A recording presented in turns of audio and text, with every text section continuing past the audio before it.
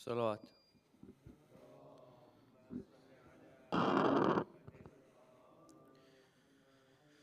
أعوذ بالله من الشيطان الرجيم.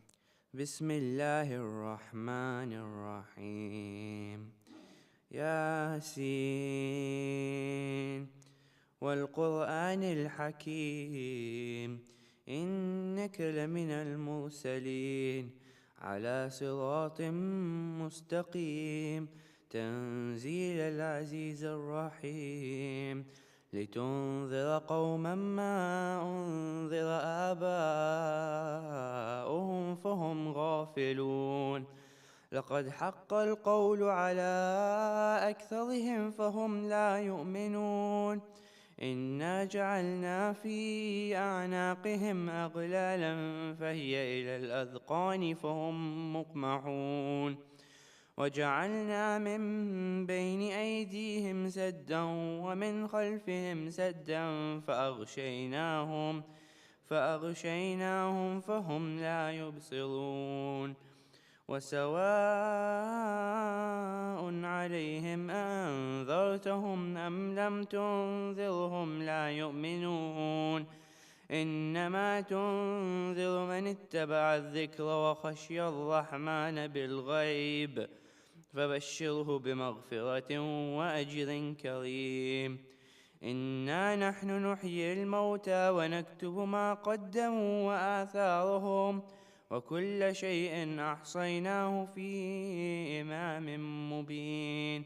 واضرب لهم مثلا أصحاب القرية إذ جاءها المرسلون إذ أرسلنا إليهم 2 فكذبوهما فعززنا بثالث فقالوا إنا إليكم مرسلون. قالوا ما أنتم إلا بشر مثلنا وما أنزل الرحمن من شيء إن أنتم إلا تكذبون. قالوا ربنا يعلم إنا إليكم لمرسلون وما علينا إلا البلاغ المبين. قالوا إنا تطيرنا بكم لئن لم تنتهوا لنرجمنكم وليمسنكم منا عذاب أليم.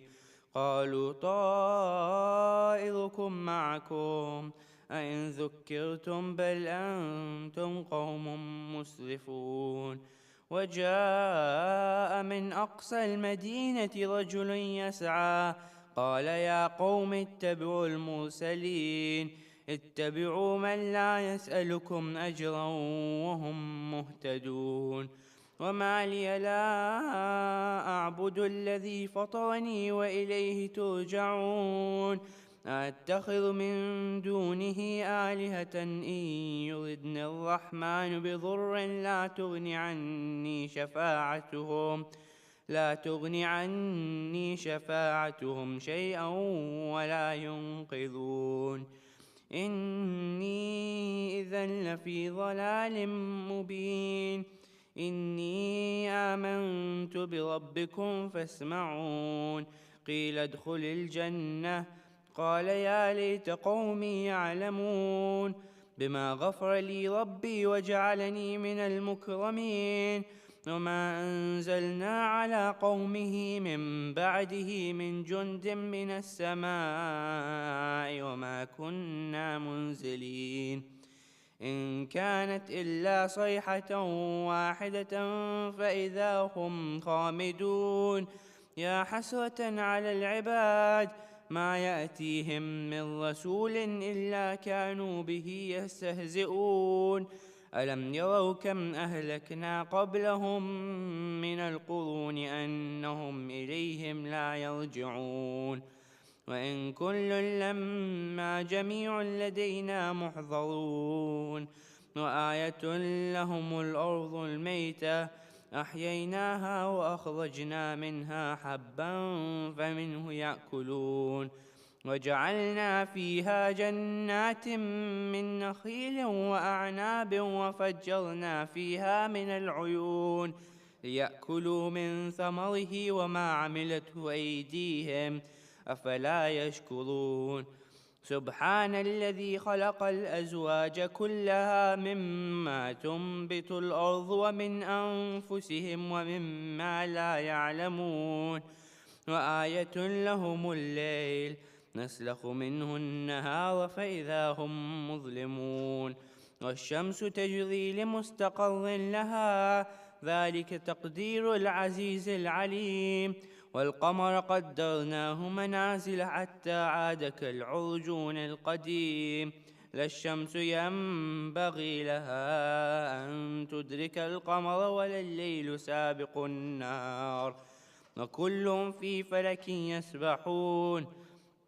وآية لهم أنا حملنا ذريتهم في الفلك المشحون وخلقنا لهم من مثله ما يركبون وإن نشأ نغرقهم فلا صريخ لهم ولا هم ينقذون إلا رحمة منا ومتاعا إلى حين وإذا قيل لهم اتقوا ما بين أيديكم وما خلفكم لعلكم ترحمون وما تأتيهم من آية من آيات ربهم إلا كانوا عنها معرضين وإذا قيل لهم أنفقوا مما رزقكم الله قال الذين كفروا للذين آمنوا أنطعم من لو يشاء الله أطعمه إن أنتم إلا في ضلال مبين ويقولون متى هذا الوعد إن كنتم صادقين ما ينظرون إلا صيحة واحدة تأخذهم وهم يخصمون فلا يستطيعون توصية ولا إلى أهلهم يرجعون ونفخ في الصور فإذا هم من الأجداث إلى ربهم ينسلون قالوا يا ويلنا من بعثنا من مرقدنا هذا ما وعد الرحمن وصدق المرسلون إن كانت إلا صيحة واحدة فإذا هم جميع لدينا محضرون فاليوم لا تظلم نفس شيئا ولا تجزون إلا ما كنتم تعملون إن أصحاب الجنة اليوم في شغل فاكهون هم وأزواجهم في ظلال على الأرائك متكئون لهم فيها فاكهة ولهم ما يدعون سلام قولا من رب رحيم وامتازوا اليوم أيها المجرمون ألم أعهد إليكم يا بني آدم ألا تعبدوا الشيطان إنه لكم عدو مبين وأن اعبدوني هذا صراط مستقيم ولقد أضل منكم جبلا كثيرا أفلم تكونوا تعقلون هذه جهنم التي كنتم توعدون اصلوها اليوم بما كنتم تكفرون اليوم نختم على أفواههم وتكلمنا أيديهم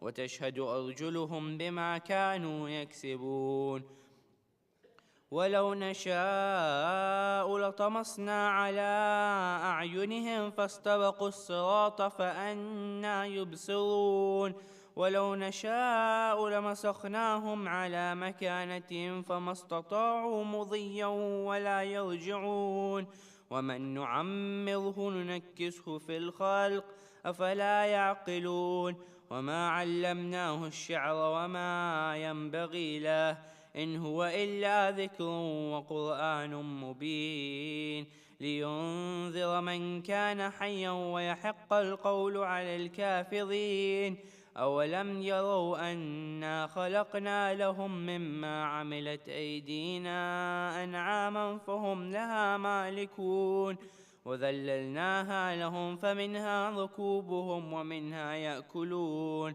ولهم فيها منافع ومشارب أفلا يشكرون واتخذوا من دون الله آلهة لعلهم ينصرون لا يستطيعون نصرهم وهم لهم جند محضرون فلا يحزنك قولهم إنا نعلم ما يسرون وما يعلنون أولم ير الإنسان أنا خلقناه من نطفة فإذا هو خصيم مبين وضرب لنا مثلا ونسي خلقه قال من يحيي العظام وهي رميم قل يحييها الذي أنشأها أول مرة وهو بكل خلق عليم الذي جعل لكم من الشجر الأخضر نارا فإذا أنتم منه توقدون أوليس الذي خلق السماوات والأرض بقادر على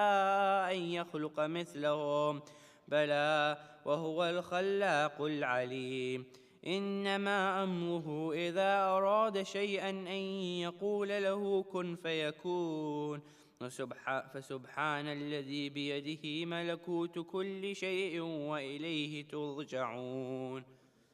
صدق الله العلي العظيم.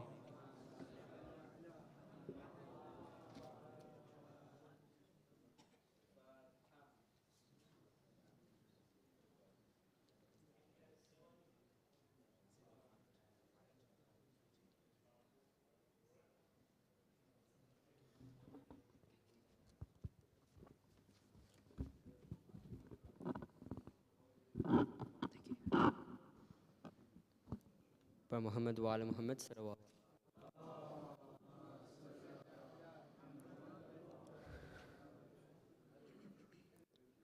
मैं खाके करबला हूँ,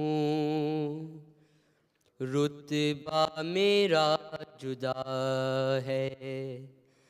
मैं खाके करबला हूँ, रुतबा मेरा जुदा है। मैं खाके करबला हूँ, रुतबा मेरा जुदा है। बिनते अली ने मुझको चादर बना लिया है। मैं खाके करबला हूँ, रुतबा मेरा जुदा है। मैं खाके करबला हूँ, रुतबा मेरा जुदा है। करते हैं रश्क मुझ पर कौसर के भी किनारे।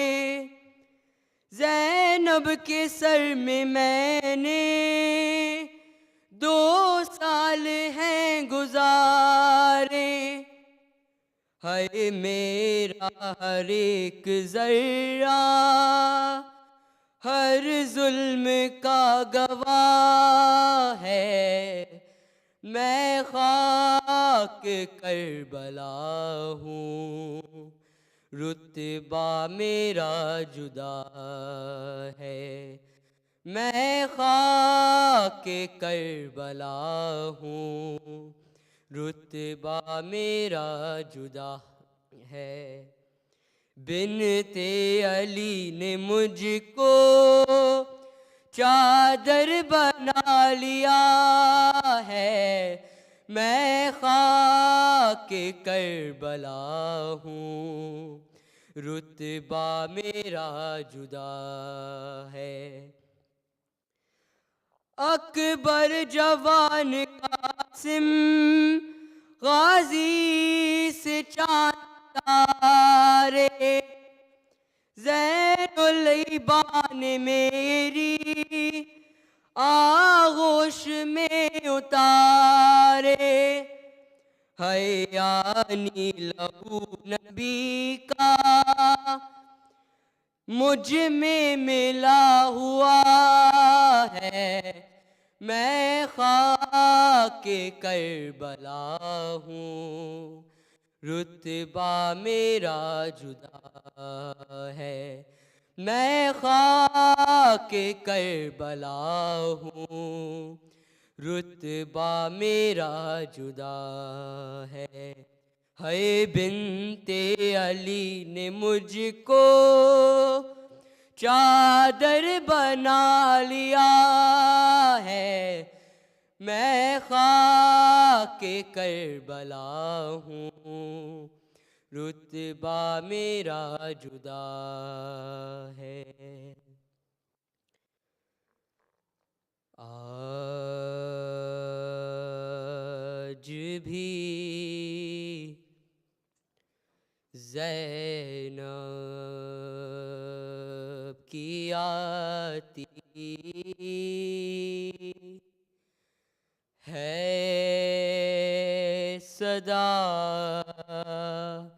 भाई हुसैन। आज भी ज़ैनब की आती है सदा भाई हुसैन। तेरा चेहरा तेरी आँखें भूल कब पाई हुसैन। आज भी ज़ैनब की आती है सदा भाई हुसैन। चलते ना के से गिराया तुझको जलती रेत पर। चलते ना के से गिराया खुद को जलती रेत पर। घुटनियों के बल में तेरी लाश पर आई हुसैन। आज भी ज़ैनब की आती है सदा भाई हुसैन। बस मैं घबराई खंजर तुझ पे चलता देख कर। बस मैं घबराई थी खंजर तुझ पे चलता देख कर। फिर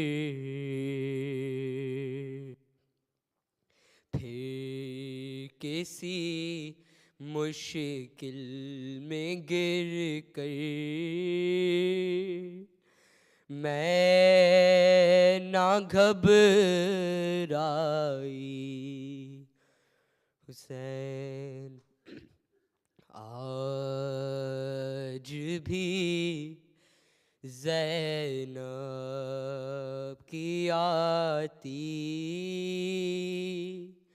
है सदा भाई हुसैन। तेरा चेहरा तेरी आँखें भूल कब पाई हुसैन आज भी ज़ैनब की आती है सदा भाई हुसैन पर मोहम्मद व आले मोहम्मद सल्लल्लाहु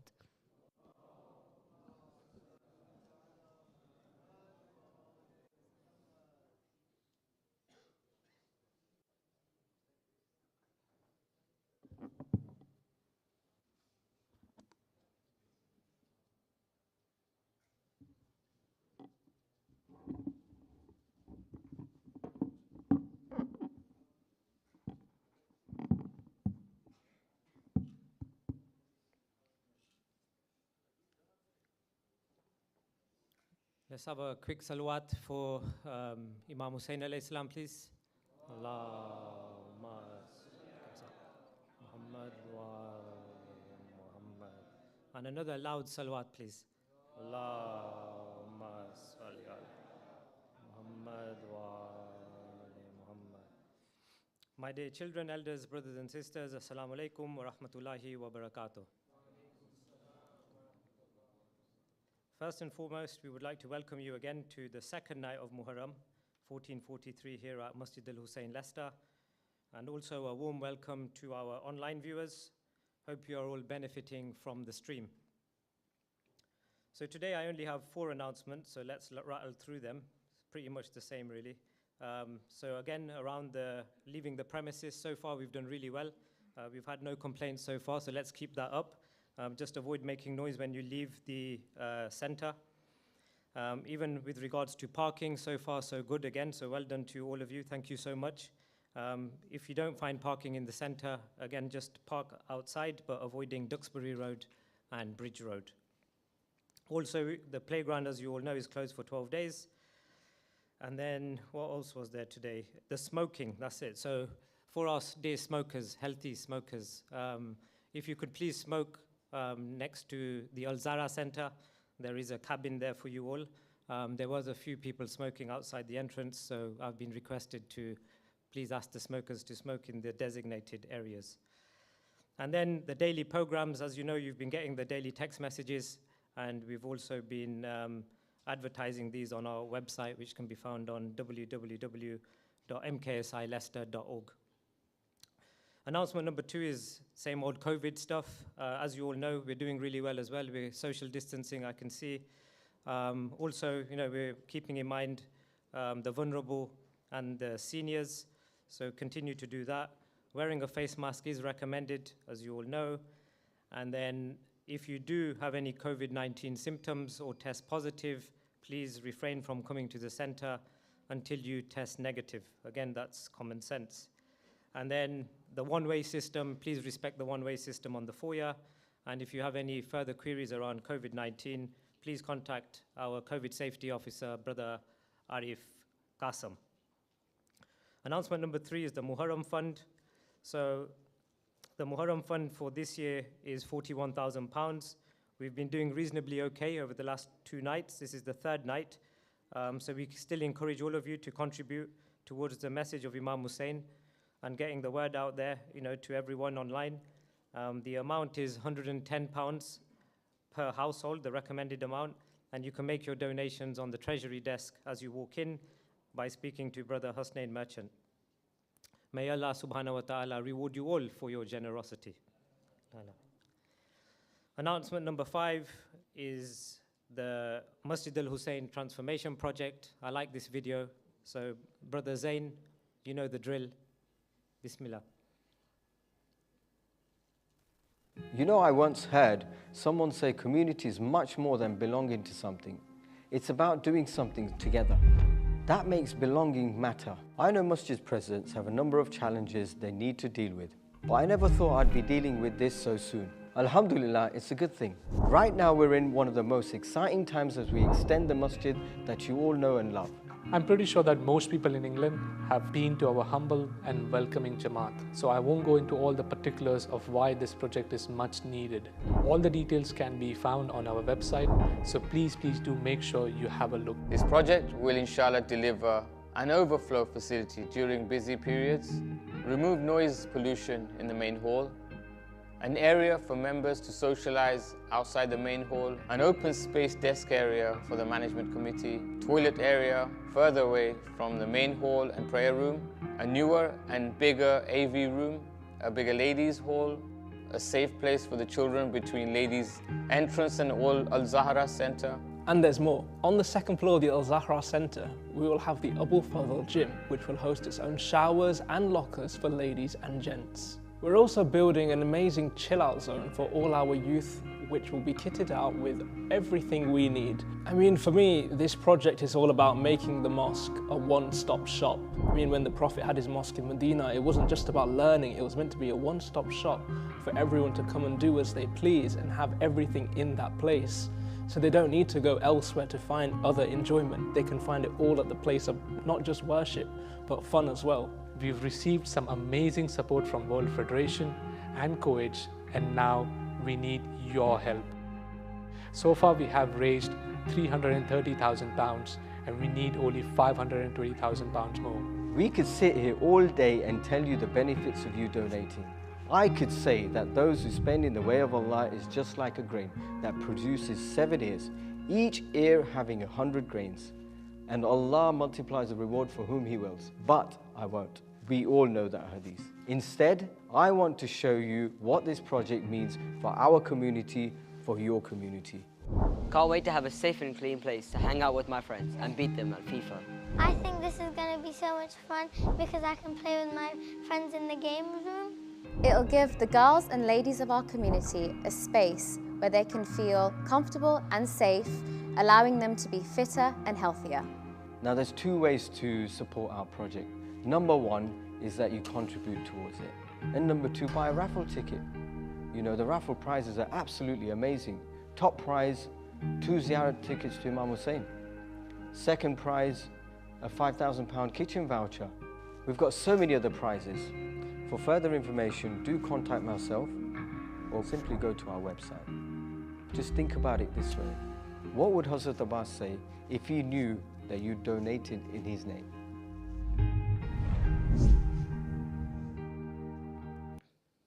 Thank you, Brother Zain. So again, the video says it all. We really need everybody's support, people here in the center, people watching online. Please support this project by logging on to www.mksileicester.org/AFG. You can also make your donation as well by visiting our treasury desk. So if you can make that contribution today, that would be great because we really want to start this project in the not so distant future. And also for our online viewers, just a polite request, if you could please like, subscribe and share this video so we can also get the word out. Thank you. I've just had another request as well. So announcement number 4, which was not scripted, so I'll say it anyway. The Belul Society are organizing a podcast today with Syed Ammar. This is not going to be at the center, it's just a podcast online on our YouTube channel. That will start at 10 p.m. tonight, so please tune in, and also to our online audience, it'll be worth joining that stream. I'm sure you'll be learning a lot from that debate. Shall I give them the topic? Sorry? Yeah. So it's the topic is going to be traditional Islam or traditional Muslim against liberal Muslims. So it's an interesting topic, so it'd be worth joining that stream. Okay, so that's the announcements done. Can I please kindly request everybody to move forward with a loud salawat, please?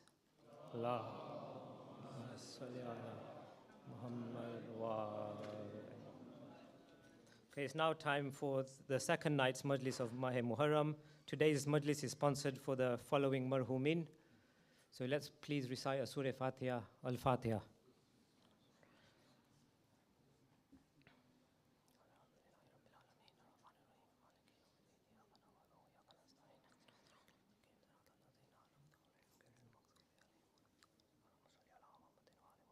So without further ado, let's start to analyze and start dissecting today's topic in complete depth by welcoming our guest speaker, Syed Ammar, to the mimbar with 3 loud salawats, please.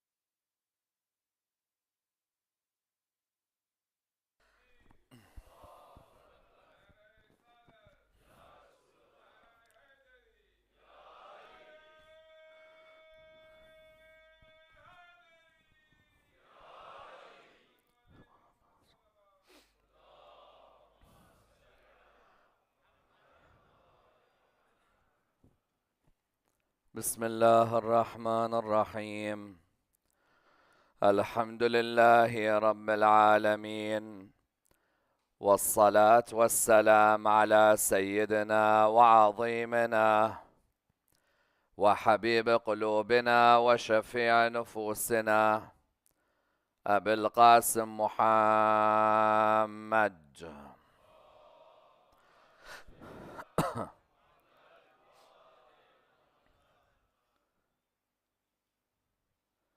وعلى أهل بيته الطيبين الطاهرين وأصحابه الغر الميامين.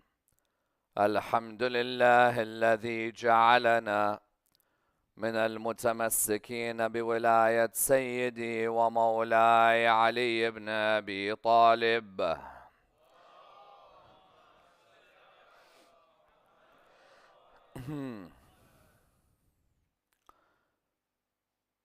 الحمد لله الذي هدانا لهذا وما كنا لنهتدي لولا أن هدانا الله.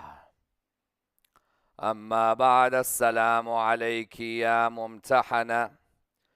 امتحنك الله الذي خلقك قبل أن يخلقك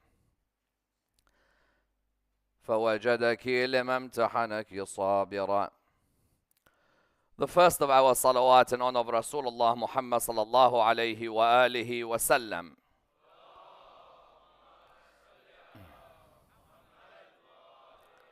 Second louder salawat in honor of Imam Amir al-Mu'mineen alayhi salam.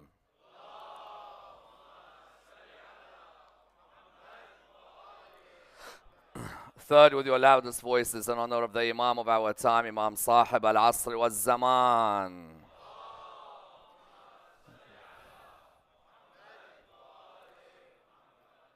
Respected scholars, brothers and sisters, Assalamu alaikum wa rahmatullah wa barakatuh. If there were 2 ladies who could truly be described as ladies of heaven, then they are Sayyida Fatima and Sayyida Zainab alayhim as-salam. Allahumma salli Muhammad wa ali Muhammad.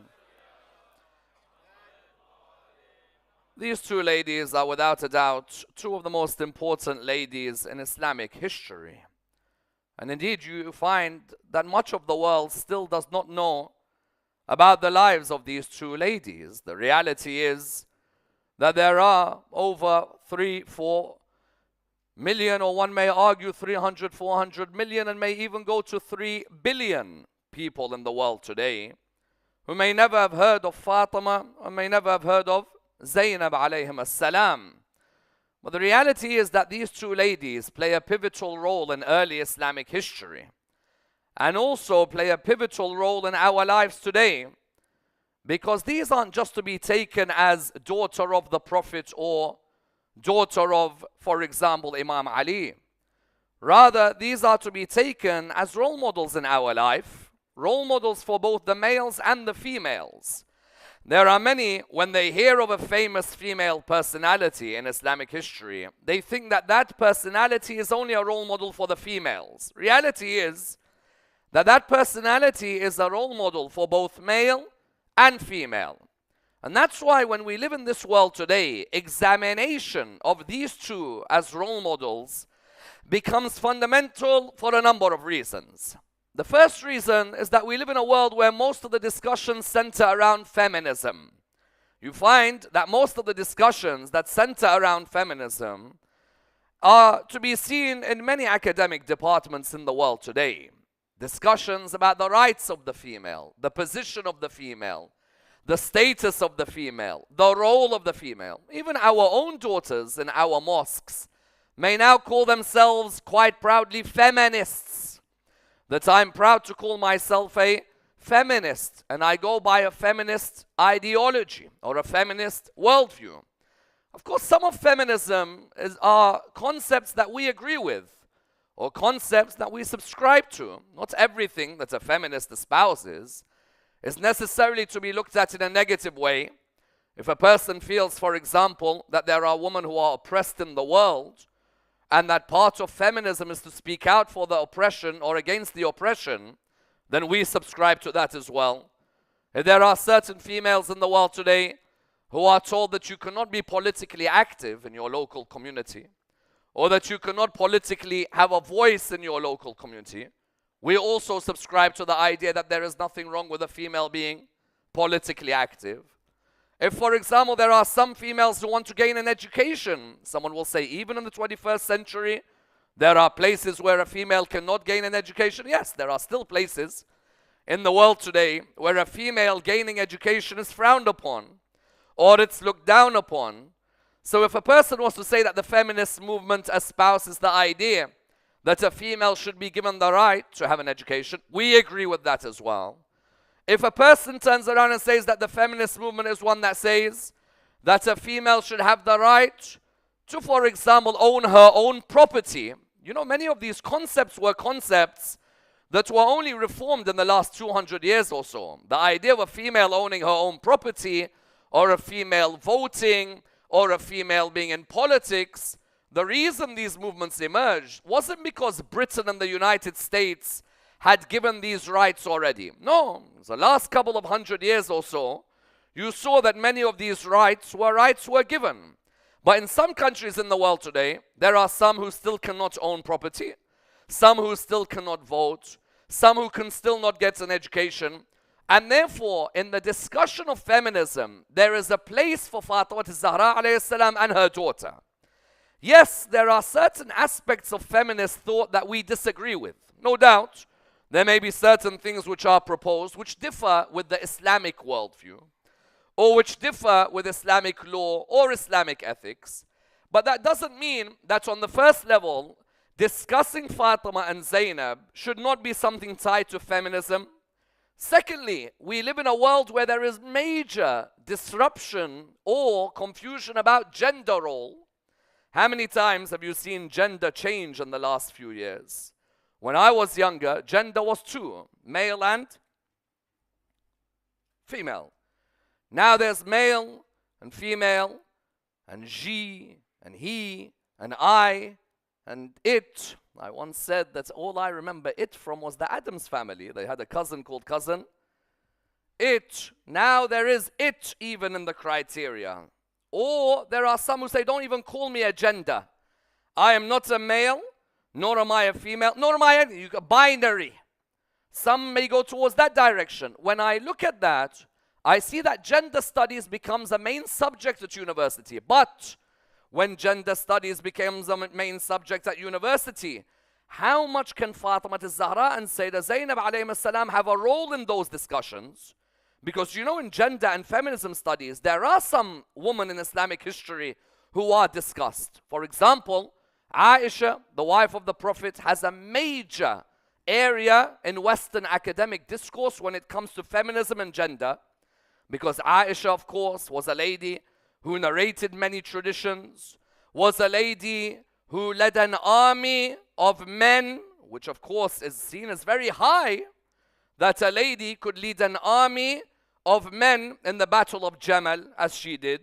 So in feminism and gender studies, Aisha is discussed, but Fatima is not discussed, Zainab is not discussed. If I were to ask all of you here, how many of you at home own a book about Fatima al-Zahra or Sayyidah Zainab alayhim as-salam? A whole biography about their lives. If I was to enter your house and those watching online, and I ask you, show me your bookshelf, show me a book on Sayyidah Zainab's life which you're going to give to your son or your daughter to learn from? How many of you can say hand on heart that you have a book at home on Sayyidah Zainab's life? How many books do we have on Sayyidah Zainab's life? It took a priest by the name of Father Christopher Clohessy to write a book, Zainab, Half of My Heart. A Christian priest wrote a book, Zainab, Half of My Heart. Whereas when you look in the Muslim world, you find that the reason that some of these Western departments have not incorporated Fatima al-Zahra and Sayyidah Zainab within their syllabus is because we have not done anything to write about those ladies. There are many of us, and this generation, if one thing I would advise needs to change, we need to become a reading generation. There are some Shia who go 1 year without having read one book on Islam. 1 year, not a single book. You ask them, have you done other things in life? Yes. What book have you read in the last year on the religion? None. And that's because we rely either on majalis only, or there is an apathy to reading. Therefore, if you were to be asked by someone today, give me a book on Fatima al-Zahra alayhi salam's whole biography, which book would you recommend? Which author? Ask yourself, do we really know and have we really given back to Fatima al-Zahra alayhi salam that which she deserves to have back? Likewise to Sayyidah Zainab alayhi salam, that which she deserves. Look at some universities in the world, their departments, they name them after certain phenomenal figures in history, yes? You might have a department named after JFK, after Mahatma Gandhi, after Mother Teresa, after Nightingale, after Shakespeare. Is there a department in any British university or any American university called the Fatima al-Zahra department or chair or fellowship for Shia studies? Is there a department that has named any of its awards after Sayyidah Zainab alayhi salam when it comes to awards at graduation day? How many times when you graduate you always hear, and the so-and-so award for excellent achievement goes to so-and-so? Have you ever heard the Sayyidah Zainab award? Have you ever heard the Fatima al-Zahra alayhi salam award? The reality is that for many of us, we have cocooned Fatima and Zainab just for the Shia community, instead of trying our hardest to make sure that the world learns about the lessons from the lives of these two. Because if you're someone who's looking for a counselor, look for Fatima. If you're looking for education, look at Fatima. You're looking at spirituality, look towards Fatima. You're looking for political rights, freedoms, and speaking out against injustice, look at Fatima. You're looking for someone who teaches you how to stand in the middle of the battlefield, both literally and metaphorically, in front of arrogant men of her time. Look at Fatima. Look at how many ticks of boxes Fatima al-Zahra alayhi salam has. Yet there isn't Cambridge or Oxford or Harvard or Yale. None of them are writing about the great female of history, Fatima al-Zahra alayhi salam. They've written about other females, but they haven't written about Fatima. And therefore the onus on us in this lecture is to examine that if someone's a feminist and they're writing a PhD about great female role models when it came for rights of voting, property, education, politics, could they look at Fatima and could they look at Zainab alayhim as-salam? Let's tonight examine these ladies of heaven, and I'd like to do it by looking at each of the points within her life and all the points within Zainab's life and how they're a mirror reflection of the two. Let's start with Sayyidah Fatima alayhi salam. First and foremost, when you examine and dissect Fatima al-Zahra's life, the first point that emerges straight away is what? Is that just because you're a female who grows up in an environment of trial does not mean that you cannot achieve success. What do I mean? Fatima al-Zahra alayhi salam on the first level was born an orphan. Many of us forget this. Many times we assume that Fatima al-Zahra alayhi salam had a very rosy first few years in her life. Because there are certain females in the world today, and indeed certain males, who feel that if they grow up without the same blessings that others have had around them, that there's no way they can achieve success. Sometimes there are young girls in Africa There are young girls in India who go through a period early in their life, they feel there's no hope. The first lesson from Fatima al-Zahra alayhi salam is that if you're born in a world where the world seems against you, it does not mean it's an impediment for your success later on. Fatima al-Zahra alayhi salam was an orphan at a young age. How old was she when she was an orphan? 5 years of age. Her mother, Sayyidah Khadija alayhi salam, had literally raised Fatima al-Zahra in the most difficult conditions. Which conditions? You think Fatima al-Zahra had the nicest cradle that she had and the best pram in the world, the coolest pram, the best gadgets for it, the best environment? That's what you want for your children, isn't it? You want your children to have the nicest environment when they grow up. The first example of Fatima al-Zahra that she gives to all of us, and for those who are in a world of feminism or gender studies, is that we have a female who grew up in the most hazardous circumstances. I ask all of you here a question. Fatima al-Zahra at the age of 2, where was her bed? Let's see who the historians are here. 2-year-old, where was her bed? Well done. Sha'ab of Abu Talib. Sha'ab of Abu Talib. What was the food there? Grass, weeds, whatever you could get from Mecca, if you can smuggle something in, because when they put sanctions on a country, it's hard to get food in. When they put sanctions on a city, it's hard to get food in. When they put sanctions on a small valley, which Abu Talib had sacrificed for Rasulullah sallallahu alayhi wa sallam, and that's why we the Shia are proud when we talk of the Iman of Abu Talib alayhi salam. Because for us, Abu Talib gave his valley. Sayyidah Khadija, at the time, her daughter was 2 years old. Her daughter, at the age of 2, what was she living? A rosy life? No, she was living in the most difficult circumstances. Mecca had boycotted her dad. And she saw her mum going through night after night of difficulty, trauma, trial. And believe you me, Sayyidah Khadija played a major role in the upbringing of Fatima al-Zahra, even if it was just for 5 years. Because Fatima al-Zahra alayhi salam learned altruism from her mother Khadija alayhi salam. She would see her mother stay awake while others were asleep. She would see her mother fend for her father and the others who were there. Therefore, Fatima al-Zahra at the age of 2 was living in the valley. 5 years of age, her mother Sayyidah Khadija alayhi salam passes away. And that's why when you're a yatima or a yatim, and you sometimes think the whole world's against you, the first lesson to learn from this lady is that no, that happens. Allah will test anyone. How many times have you heard people saying, but they're ma'soom, so what? No, but they're ma'soom, so we can't relate to them. I don't care how ma'soom you are. When you're 5 years old and you're an orphan, it's hard. You're not a robot. You're not a robot. Fatima al-Zahra would cry at the burial of her mother. She cried because she misses her mum. And even in her marriage, Fatima al-Zahra cried on that night. Why? Because the wish of every female is what? Is that your mother is with you on the night you get married. Did Fatima al-Zahra use all of that to attack the world? Or did Fatima al-Zahra use all of that to build her life and say that I can achieve success even though I face difficulties? Every yatima in this world who faces a trial should look at Fatima al-Zahra as their role model. Therefore, that's on the first level. Secondly, Fatima al-Zahra, when it came to the feminist movement, some said that a female should have the right to choose when she wants to get married. Exactly in the case of Fatima. Fatima al-Zahra alayhi salam chose when she wanted to get married. She wasn't forced to get married to a cousin she's never met.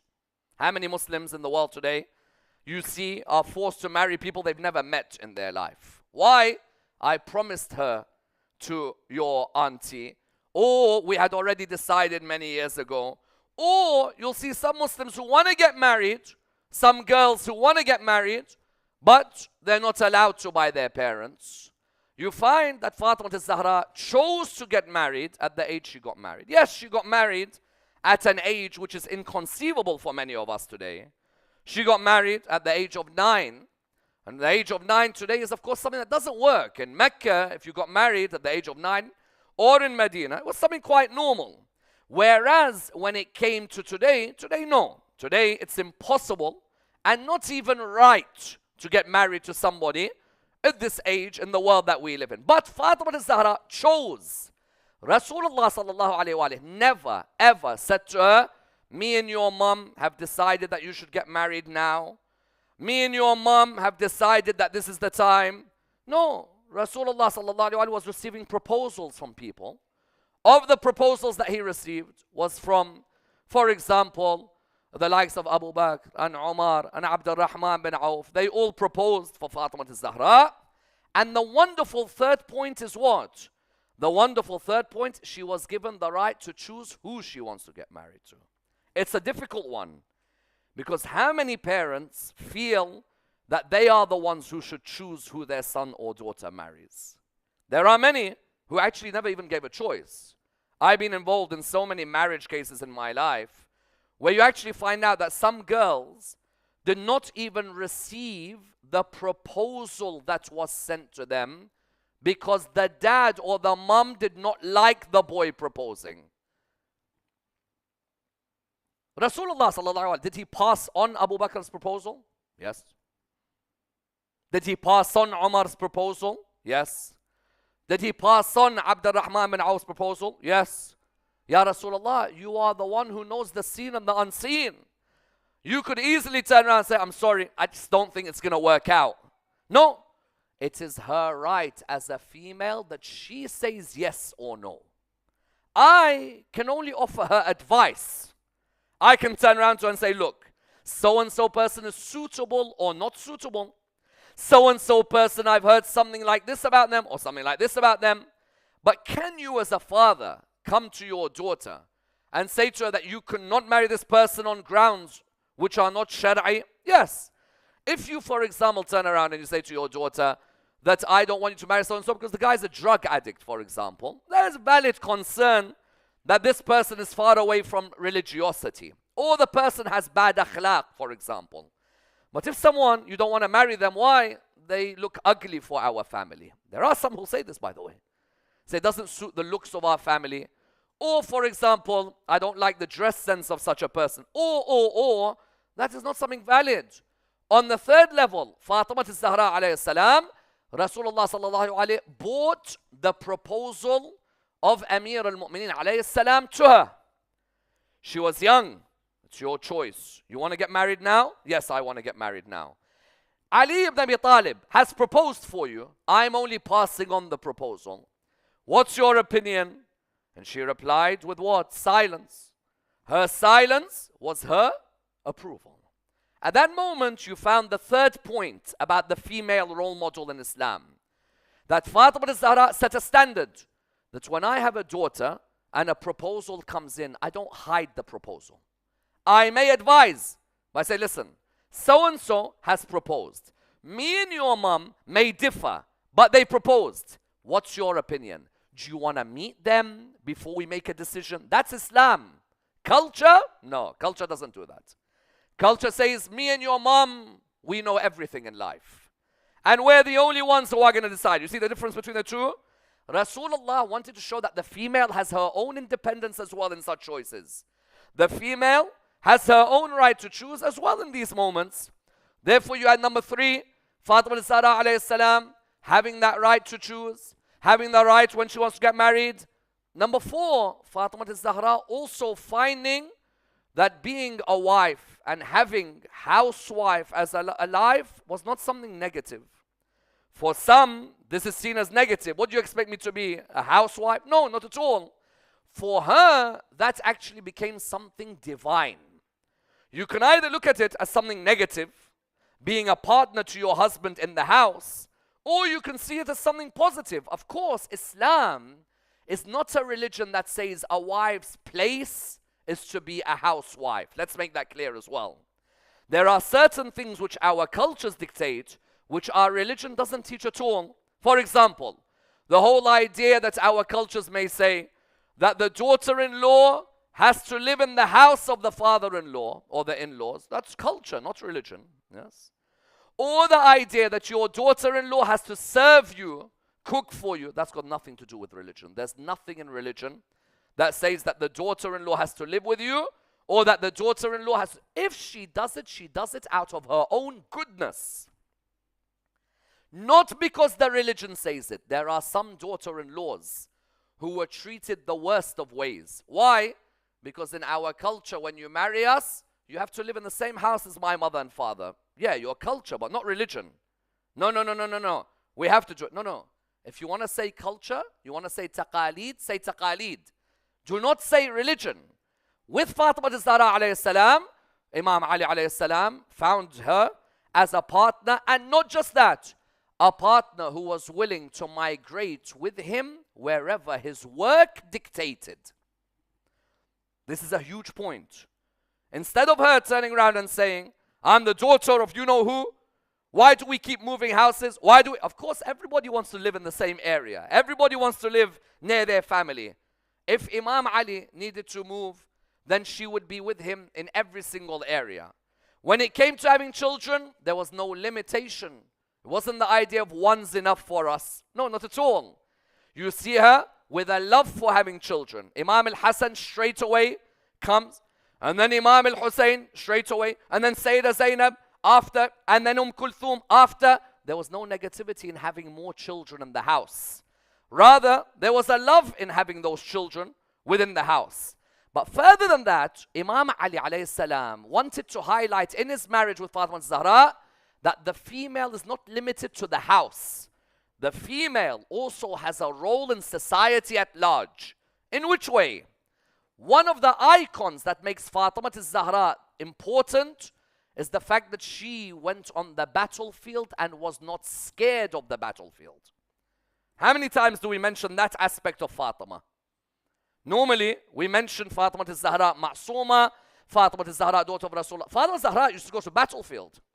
Do you think that blood and swords used to scare Fatima? Not one bit. Bring it on. Someone says, what? Fatima az-Zahra on the battlefield. You know what their honeymoon was? It was a battle called Uhud. It's not the Maldives, but she was there. Today, if it's not the Maldives, why are we not going where they went? They went on that honeymoon, Dubai via Honolulu via Mexico via Zanzibar via Maldives via Goa via Bali via. Why are we not going? What was her honeymoon? Her honeymoon was the Battle of Uhud. She was there in the battle highlighting that a female in Islam can be on the battlefield. Her voice could be as loud as the men on that battlefield. Her role could be as important as the men in that battlefield. Because when Imam Ali alayhi salam told her, I'm going towards the Battle of Uhud, he never told her, you stay at home or anything. No, not at all. You would want to have a role as well on that battle? She said, my role, I'll come to the battle. If there's any injuries, then I'll try and heal or help your injuries. And if there are men who are thirsty or people who are thirsty, we'll carry water to them. As long as we can participate, there is no harm. Some would have thought that the house is where she should be. You cannot come out. Then what's she doing at Uhud? At Uhud, on the battlefield, she's highlighting that a female has as much role in the development of society as the male does. And as much role in fighting injustice as the male. That's another one. Another one, the right to own property. Islam had from the beginning said the female has the right to own property. Did Fatima az-Zahra own property or not? Fatima az-Zahra owned property.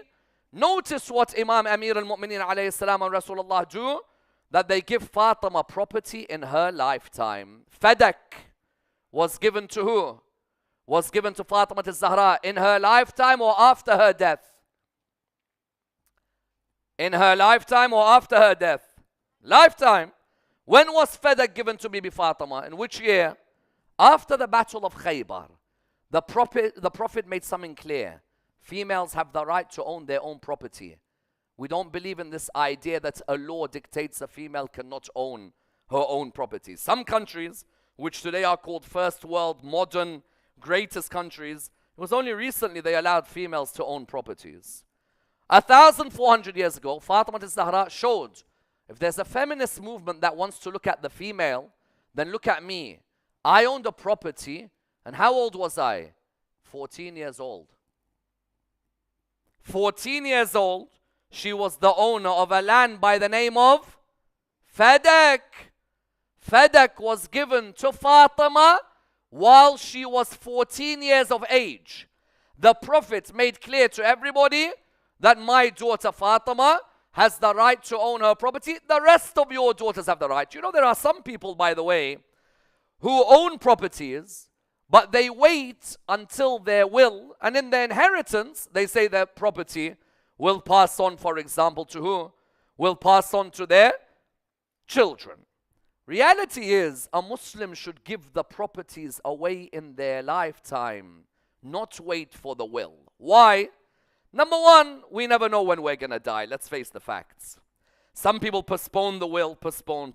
Number two, when it comes to the will, you'll find that certain people think that if you write, for example, this house belongs to so-and-so, and this house so-and-so, and this house is to so-and-so, then the will is enough. No, the will has to be executed according to Islamic law. 2/3 of what you leave behind has to be distributed to the family.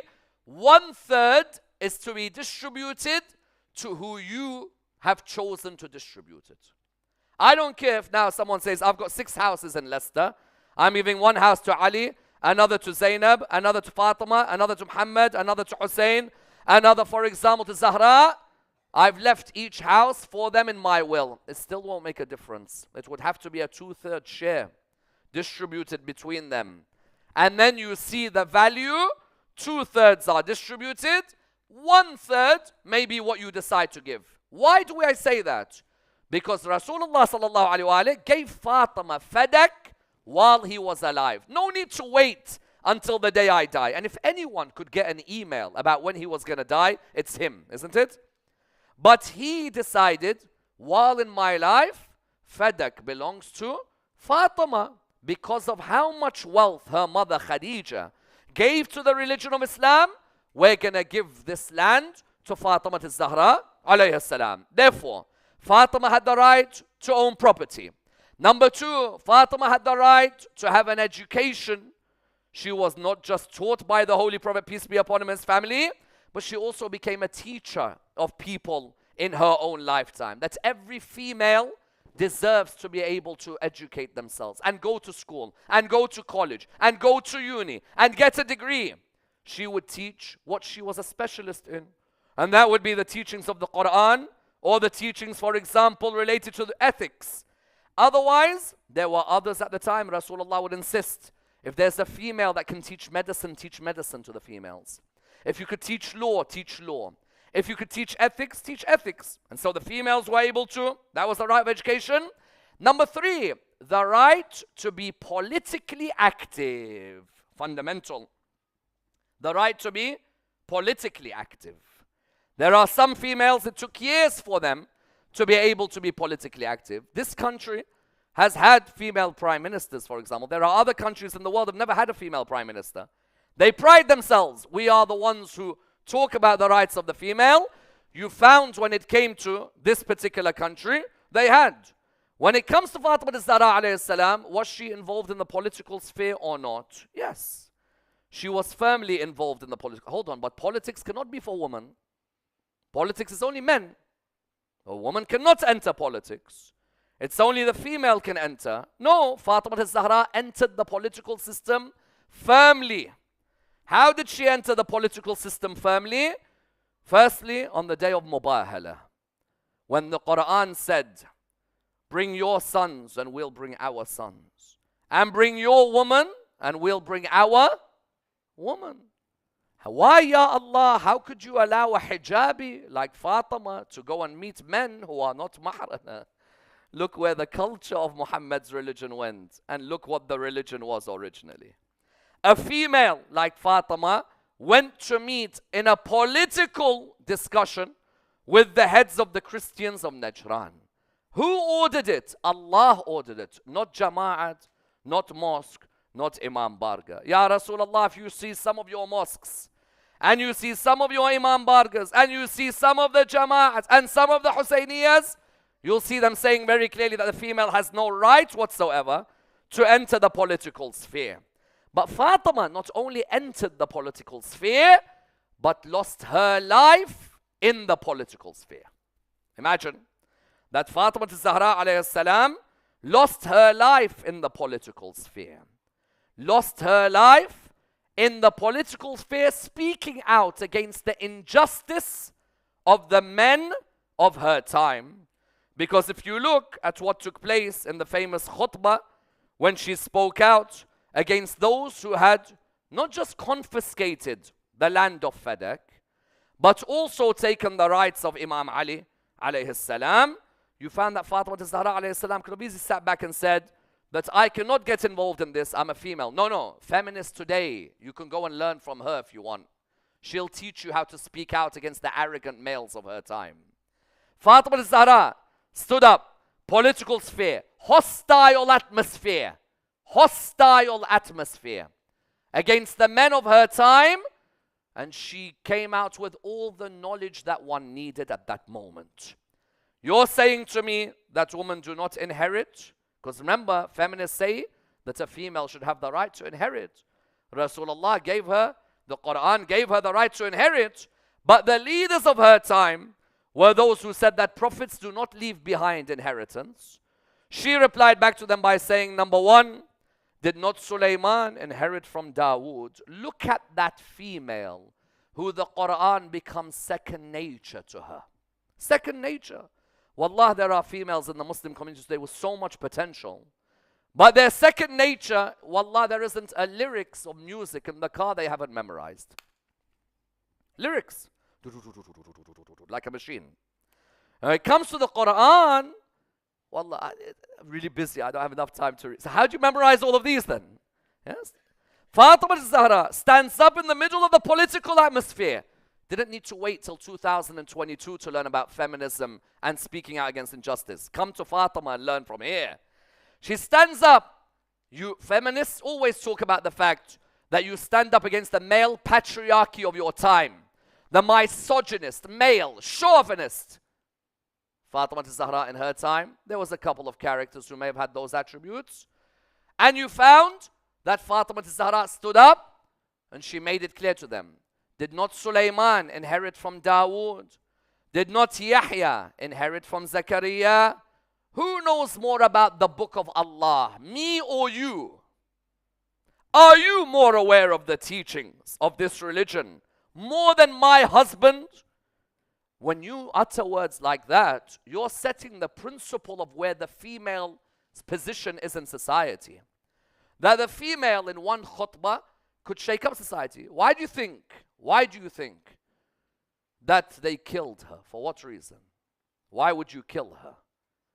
I remember Abu Abdullah ibn Yazid al-Fazari. Fazari is Qasim, Imam al-Hasan's son, is a Fazari. His mom is from Kufa. Fazaris are a tribe from Kufa. Abu Abdullah ibn Yazid al-Fazari is an Ibadi scholar. You know, in Oman, in Muscat, the madhab, the main sect, is not Shia or Sunni. If ever you go to Muscat, the main sect is not Shia or Sunni. Muscat is not like, for example, Saudi Arabia or Iran or Lebanon or Qatar, where you either will see the main sect is Shia or the main sect is Sunni. Muscat, the main sect is Ibadi. Which sect? Ibadi. Ibadis are one of the earliest sects in Islam. They are a sect who are an offshoot of the Khawarij that fought Imam Ali alayhi salam at Nahrawan. Yeah. One of the offshoots, and probably the most diluted of the offshoots, were the Ibadis. One of their main scholars was living in the time of Imam al-Sadiq alayhi salam. And this point I'm bringing home to show the belief that Fatima al-Zahra was a female heroine who lost her life, martyred, was an early belief, can be seen in Abu Abdullah ibn Yazid al-Fazari's book, Kitab al-Rudud. This is a book which is an Ibadi theological text from the time of Imam. He lived in the time of Imam al-Sadiq all the way till the time of Imam al-Kadhim. So that's around when? Around, let's say, 150 after Hijrah, 160 after Hijrah. Some people today say that the Shias believe that Fatima al-Zahra was killed and she miscarried a fetus is only something we believed in recently. That's absolute nonsense. It's something we've believed in since the time of the Imams. How? Abu Abdullah bin Yazid al-Fazari, he used to have discussions and actually was involved in trade with the companion of Imam al-Sadiq, Hisham ibn al-Hakam. Hisham ibn al-Hakam, companion of Imam al-Sadiq, he was involved in trade with him. You found that he would say that amongst the beliefs of the Shia, this is when? Not 50 years ago, 100 years ago, 200 years ago. Amongst the beliefs of the Shia was that they believe that the true men of the time were the ones who hit Fatima al-Zahra alayhi salam and caused her to miscarry her fetus. When was this? When are we talking? The time of Imam al-Sadiq. When someone today comes and tells you that, you know what, we've never believed in the Bibi Fatima Shahada, and that Fatima al-Zahra did not die as a Shahida, and that this is only something which is recent. Hold on. Number one, an Ibadi scholar says that the Shia believe in this, living in the time of Imam al-Sadiq alayhi salam. Secondly, Shaykh al-Tusi himself, within the Talkhis, makes it clear that our belief is that Fatima al-Zahra alayhi salam was what? She was killed and miscarried her baby. If a feminist discussed this in a Western university today, this could be an icon of icons. A lady who showed you how you have the right to choose who you want to marry, the right to be in politics, the right to have an education, the right to inherit, the right to speak out against the injustice of the male patriarchy of your time. You will never get an icon like Fatima. But you know what the most amazing thing is? Her daughter Zainab went through exactly the same and more. You'd think that Fatima, that was sufficient with her. Her daughter Zainab, mirror image, feminism, gender studies. Don't just stop at Fatima. Come and look at Zainab alayhi salam. How? Fatima al-Zahra, orphan at a young age. Any easier for Zainab? Was it easier for her? Rosy start to life or no? Where does Zainab begin? Orphan at what age? Same as mum. Same as mum. Rosy start? Not at all. But like mum, don't worry if it's not an easy start. You can end up shaking the world where Leicester, and more than Leicester, remembers your name in 2022. 5 years old, orphan. Her mum killed. Does it affect her to say the whole world's against me? Not at all. Why? She had seen her mum as a feminine role model. Her mum showed her, listen, my dear, you choose who you want to marry. Don't worry. And you choose when you want to marry as well. And I want you to have a right to be educated. And I want you as well to be one day on a battlefield like I was, not scared. Stand there. And I want you as well to stand against the oppressor of your time. There's a Yazid in mine and a Yazid in yours. Okay? Does she do the same? Exactly the same. Bring out your syllabuses, Oxford and Cambridge. Let me teach you Zainab and Fatima. Come here. Zainab, orphan, young, stand up. Can she choose when she wants to get married? Yes. 11 years old. Dad, I want to get married. Dad straight away turns around. 11? No problem. Who do you want to marry? A proposal comes, I'll accept. Abdullah bin Ja'far al-Tayyar. Imam Ali used to love his brother. And so when his brother's son, 16 years old, proposed for Sayyidah Zainab alayhi salam, the first right in feminism or in gender studies is that the female has a right to choose who she wants to be with for life. And that you don't force it onto someone, an arranged marriage, and force her to live in oppression and sadness simply because the families are close to each other. She has the right to choose. She chooses Abdullah bin Ja'far al-Tayyar. Number one, I have the right to choose. Number two, when I want to get married. Number three, I find happiness in being a mum and also a housewife. I don't look down at it. I actually see it divine if it gets me closer to God. Straight away, they have son after son. They have a pause, and then they have more sons later on, and they may have one daughter as well. Build a family. My husband needs to migrate. Let's migrate. Because her husband moved from Medina to Kufa. She didn't turn around and say, I prefer Medina, I love Medina. Not at all, not at all, not at all. Life has its struggles. It doesn't diminish from me as a female if we have to migrate from one place to another. She goes with her husband. She migrates with her husband. Now she's ready. Does she have a right to education? Of course she does. But she becomes an educator. She becomes an educator. At the beginning, she gives tafsir of the Quran. In Karbala, Imam al-Husayn done one thing to her. It was enough for her to inherit his ilm. He touches her. Al-Muhammad, their touches are not just hugs. Sometimes it's a transfer of ilm. Sometimes it's done with a touch of saliva. Sometimes it's done when he places his hand on your chest. It's not just to calm you down. A transfer of ilm. Hence Imam Zain al-Abidin says, verily, my auntie Zainab. Yes. إن عمتي زينب عالمة غير معلمة وفهم غير مفهمة. He says, my auntie Zainab is what? Is a scholar without ever being taught. How? Because one touch of Imam al-Husayn inherits the knowledge of Imam al-Husayn alayhi salam.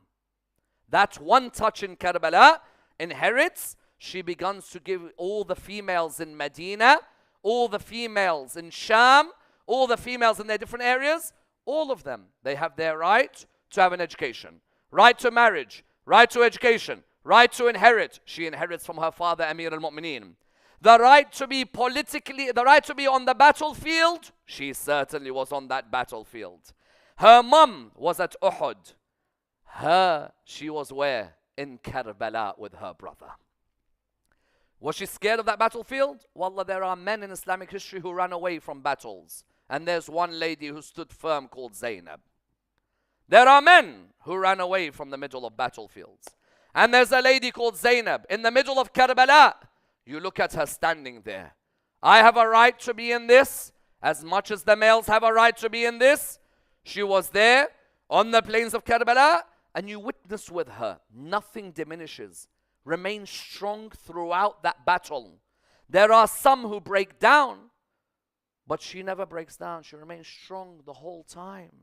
It's as if she took on the mantle of leadership. You know, some ulama believe that because Imam Zain al-Abidin was injured and Imam al-Husayn had died, that for a few moments, Imamah was virtually assumed by Zainab alayhi salam. Because Zainab alayhi salam now has to take on the mantle. Normally, a religion will stick with a male patriarchy, whereas here at this moment, a female becomes the helm. Then on top of that, she's in the political sphere. Yes, she is. Where? In every aspect of that political sphere. And you know what was the most amazing thing about the two of them? Their hijab did not mean that a female could not be in the political sphere. Fatima al-Zahra did not get rid of her hijab to be active in the political sphere. And Sayyidah Zainab did not get rid of her hijab to be active in the political sphere. No, on the contrary. She was there, ready in the political sphere. Fatima spoke out against the oppressor of her time. Zainab spoke out against the oppressor of her time. And you see the way that she spoke out. Was she scared in any way? No. Feminism, gender studies. Come look at my Zainab. Standing in front of Yazid and saying to him, "Oh Yazid, do you think that God has made you honorable and made us contemptible? Now that in your belief you've blocked the earth's zones and the heavens' horizons and you've left no solution for us. Do you think that your reputation is what has led you to victory? You crow with pleasure now that the world has turned for you. Our government is allocated to you and our affairs are arranged for you. Get off your high horse." Have you not read in the Quran when Allah says, like her mum, Quran, Quran, Quran? Have you not read in the Quran when Allah says, let not those who disbelieve think that our granting them respite is good for their souls? We grant them respite so they may add to their sins. And for them there is a painful chastisement. O Yazid, O you whose father, Muawiyah, was freed by my grandfather, Rasulullah. He wasn't even coming into Islam. He was freed on the day of Mecca. He was of the Tulaqa. Amin al-Adli ibn al-Tulaqa.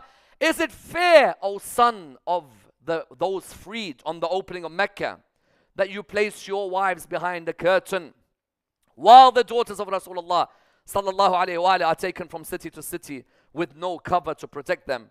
Is it fair that you disgrace us and unveil our faces so that all can see us, from strangers to the acquaintance, from the noble to the ignoble, while there is none to defend us? There were many men in this khutbah. They were in pin drop silence because of the voice of one female. One female. Is it fair that you disgrace us, unveiling our faces, so that all can see us, from the stranger to the acquaintance, from the noble to the ignoble, while there's none to defend us?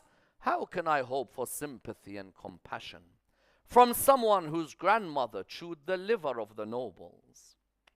That's pure tabarra at that moment, yes? It seems Zainab was a bit sectarian at times. How can I hope for sympathy and compassion from someone whose grandmother was born from the flesh of the nobles? Yes. You boast about your disbelieving ancestors, wishing that they were present. He used to boast that, I wish Abu Sufyan and all of them were here today in Sham. You boast about your at this moment she could easily get one arrow in her neck. Easy. All he needs to do is order someone, go behead her. You cannot get to me. My mother taught me with Fadak how to speak against oppression. You boast about your disbelieving ancestors, wishing that they were present to do what, or to look at what you've done and to see what you've done. You've shed the blood of the progeny of Abdul Muttalib, the heavenly stars on earth. But we'll be patient, Yazid, since soon you'll join your ancestors. And you'll take what you have done with you. We remember the words of Allah when He says, do not count those who have died in the way of Allah as being dead. Rather, they are alive, receiving sustenance from the Lord. O Yazid, although the plight makes me speak to you, I find speaking to you of little value, but I find scolding you great. Therefore, I'll continue to scold you. That's a huge line. It's a brave line. It's a line some men would never utter to a Yazid of their time. Although I find speaking to you of little value, but I find scolding you is great. Therefore, I'll continue to scold you. The eyes are tearful. The heart is sorrowful. How ironic it is that the members of the party of Allah are killed by the members of the party of Shaitan. But O Yazid, know one thing. Your government is unstable and your ideas are transitory. And know one thing. However hard you try, you'll never obliterate our love and our memory from the hearts of the people. Subhanallah. All those years back, Zainab and Fatima, today have we forgotten Zainab and Fatima? Not at all. Wherever you go in the world, why do people come to these majalis? Because of Fatima and her daughter. And one thing about both of them that they had in their lives was what? Was that they literally had to be counselors. And that's something many do not appreciate. When Fatima al-Zahra would see those oppressed in her time, she'd go and counsel them. And one may argue that the hardest thing for Zainab was counseling the beloved around her. Those who either had seen death, those who were too young, or those who did not know what was happening. Believe you me, I think Zainab in front of Yazid was not as difficult as telling Imam al-Husayn's daughter where her dad was. Look at that. What was more difficult, you think? Standing in front of Yazid of her time? I don't think it was as difficult. Honestly, as two girls in her life, she has to explain things to. The first of them, who many in the Indo-Pak subcontinent call Sakina. Some places call her Ruqayya. She's the daughter of Abu Abdullah. She keeps asking her one question. Where's my dad? How do you explain to her? Zainab was a rock like her mother Fatima. Educated, political. But sometimes telling your daughter or telling someone in the family what's happened to her dad's not easy, you agree? She keeps telling her, where's dad? Where's dad? Where's dad? Where's dad? May Allah never show you a day where you have to tell, for example, someone in your family what's happened to their dad. And this is for all the ladies who are listening around the world who miss their fathers tonight. Yes, this is for you. How many of you miss your fathers? Because your fathers may be away, your fathers may be on a journey, or your fathers may have passed away. How many of you miss your dads? And mind you, this is for some of the men in this hall as well who've lost their fathers. Don't you just wish you can hold your father one more time? Don't you wish you can hug him one more time? Don't you wish you can just talk to him one more time? Don't you wish you could lock eyes with your father one more time? I ask all of you here, remember your father at this moment. Then remember Sukayna alayhi salam. I think one of the most difficult was her having to answer Sukayna whenever she'd say, where's dad? Where is he? He said he's going to come back. Where is he? That's one of the most difficult, without a doubt. And that's why when she went to the grave of Imam al-Husayn after Sham, she said, Aba Abdullah, I looked after all of them, but one I left in Sham. That was one of the most difficult. But do you know where the other most difficult was? Explaining to Sughra where her dad was. That's difficult. Fatima al-Alila, Fatima al-Sughra, when Ahl al-Bayt were leaving Medina, was holding on to her dad. Dad, am I going to see you again? All of us have a Fatima al-Sughra in our life, don't we? Dad, am I going to see you again? He said to her, Fatima, remain patient. Imam al-Husayn, when he used to miss his mum, Fatima, would look at Fatima al-Sughra. Don't worry, remain patient. She said, but Dad, I'm going to miss you. She is unwell, remain patient. Then she'd look at her uncle Abbas. She'd love to look at him in the eyes. She loved to look at him in the eyes. My uncle Abul Fadl, you're going to come back, aren't you? Yes. She loved to look at her brother Akbar. Yes, let me hug your chest, my brother. She loved to even look at the newborn baby in the house. Yes, which girl doesn't want to look at her baby brother? Yes, she wants to look at the baby brother. And then she looks at her aunties Zainab and Kulthum. I can't wait to see you. Come back soon. Please come back soon. Don't make it a long journey. Can you imagine when they came back to Medina after having seen Karbala, Kufa and Sham? Can you imagine the look of Sughra? She's alone in Medina. Of course, al-Baneen is there. And there are others who are there. She'd always ask, is there any news about my dad? Has anyone mentioned Imam al-Husayn? Has anyone mentioned any of my siblings? There was no news. When Sayyidah Zainab had come home, remember, she first saw al-Baneen. And al-Baneen and Zainab had embraced. But now Zainab wanted to go and see another girl, yes? Zainab, the bedrock of all rights and all strength. Now this is her most difficult walk. When she came near Sughra, she said to her, Sughra, Assalamu alaikum. The reply breaks our heart. What was the reply? Wa alaikum assalam, but who are you? Allahu Akbar. If I stop my masa'ib here, that's heartbreaking enough. What have they done to Zainab? What did Karbala do to Zainab? That her niece says to her, sorry, who are you? She said to her, Sughra, Sughra, don't you recognize me, your auntie Zainab? She said, my auntie, what's happened to you? I don't recognize you. But the next question was the one that she knew would come. Tell me, where is my father, Abdullah? I miss my father, Abdullah. I want to hug him again.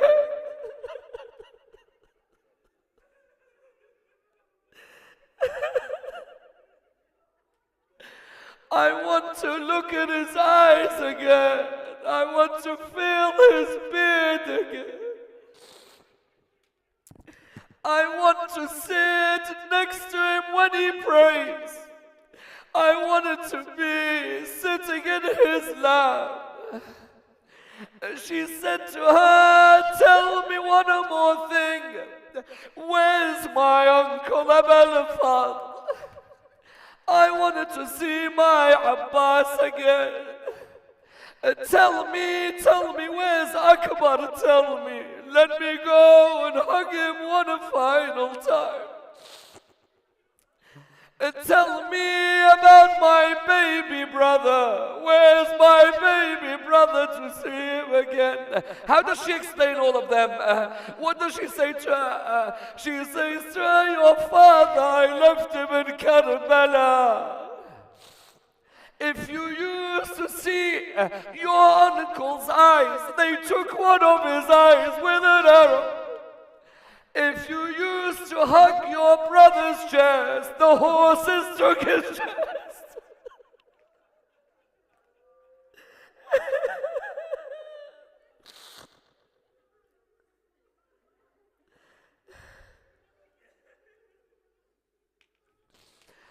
And if you used to see that baby, ask Rabab about that baby.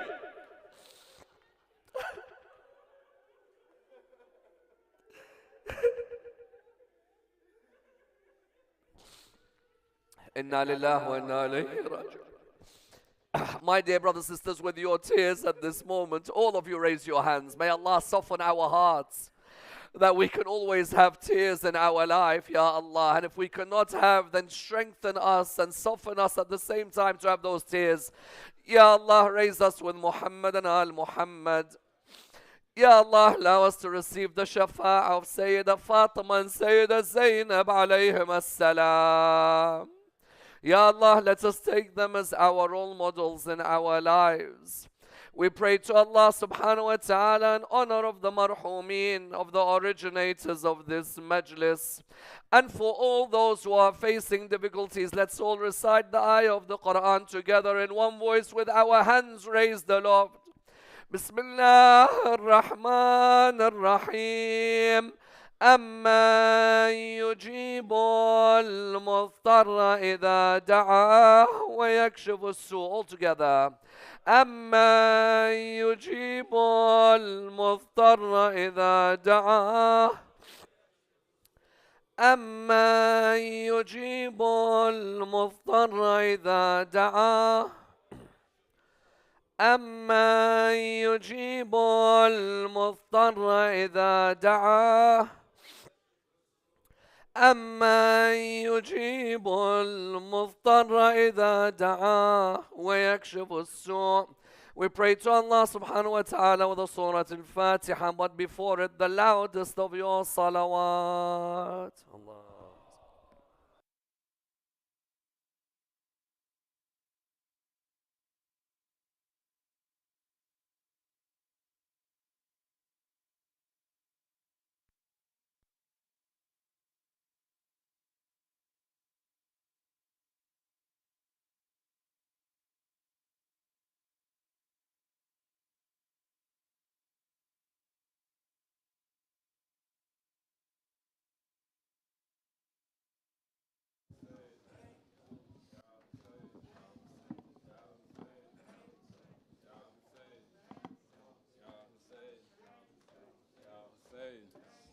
Ya Husayn, Ya Husayn, Ya Husayn, Ya Husayn, Ya Husayn, Ya Husayn, Husayn, Husayn, tera gham manayenge, zinda rahe Husayn, tera gham manayenge. Fatima ke laal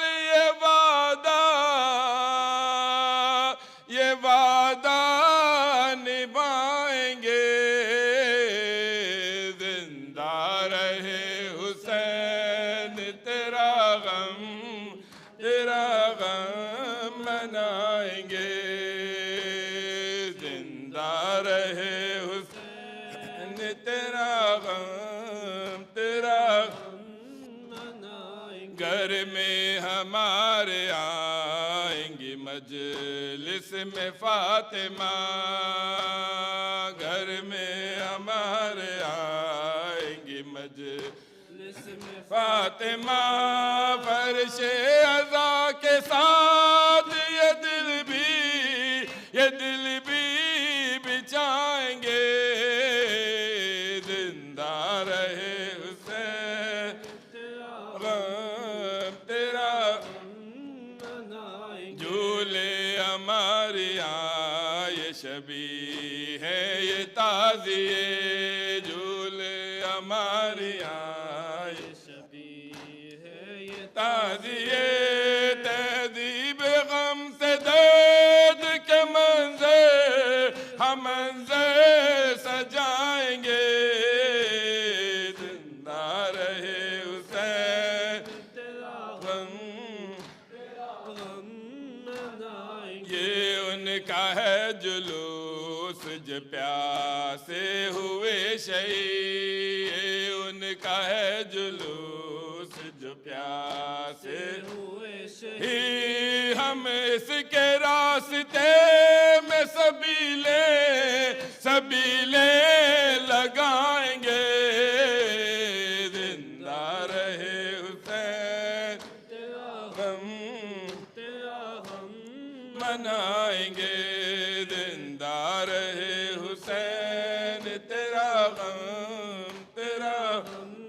मनाएंगे कहते हैं छोटे छोटे से बच्चे ये बाप से कहते हैं छोटे छोटे से बच्चे ये बाप से एक रोज बाबा जाए अलम हम उठाएंगे जिंदा रहे हुसैन तेरा गम मनाएंगे कुछ देर जुलजना मेरे घर पे रोक दो कुछ देर जुलजना घर पे रोक दो प्यासे किस सवारी को पानी पिलाएंगे जिंदा रहे हुसैन के बचपन से है दुआ के बनाएंगे घर जहां बचपन से है दुआ घर जहां आशूर खाना घर में वहाँ हम सजाएंगे जिंदा रहे तेरा किस शान के मिले हैं नमाजी हुसैन को किस शान के मिले हैं नमाजी हुसैन को तीरों के सामने ये मुसल्ले बिछाएंगे जिंदा रहे हुसैन तेरा गम बच्चों को अपने सजदाए शबीर की कसम बच्चों को अपने सजदाए शबीर की कसम मातम के साथ साथ नमाजें सिखाएंगे जिंदा रहे हुसैन तेरा गम राहे हुसैनियत के शहीदों सलाम लो राहे हुसैनियत के शहीदों सलाम लो इनको ना अपने दिल से कभी हम बुलाएंगे जिंदा रहे हुसैन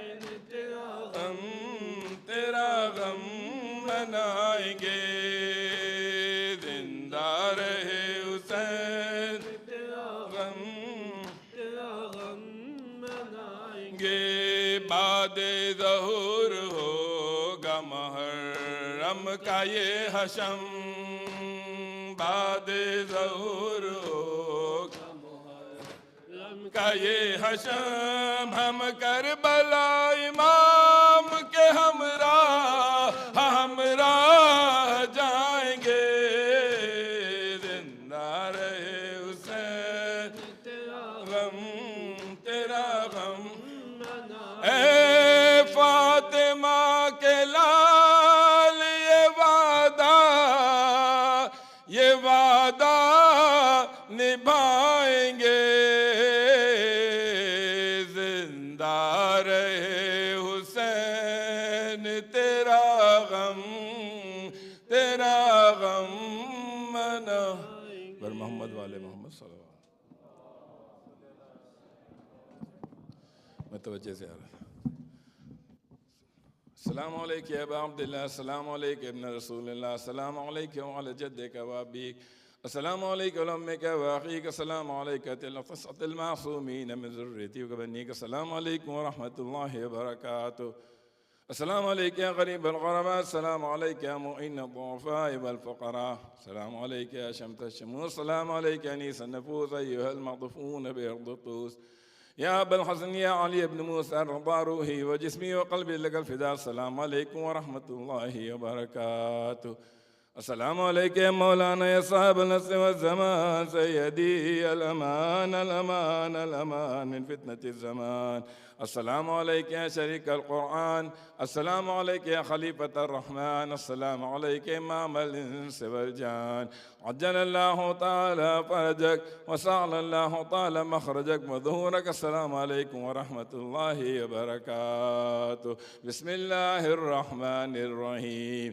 अल्लाहुम्मा कुल्लि वलिय्यिकल हुज्जत इब्निल हसन, सलवातुका अलैहि व अला आबाइहि फ़ी हाज़िहि स्साअति व फ़ी कुल्लि साअ, वलिय्यन व हाफ़िज़न व क़ाइदन व नासिरा व दलीलन व ऐना, हत्ता तुस्किनहु अर्दका तवअन व तुमत्तिअहु फ़ीहा तवीला।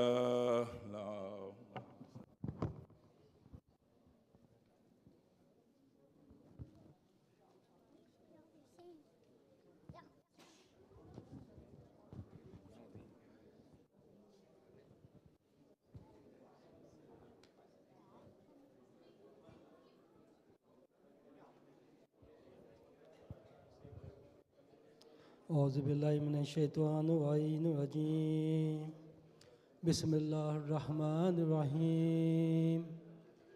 इन्नल्लाहा व मलाइकतहु युसल्लूना अलन नबी, या अय्युहल्लज़ीना आमनू सल्लु अलैहि व सल्लिमू तस्लीमा।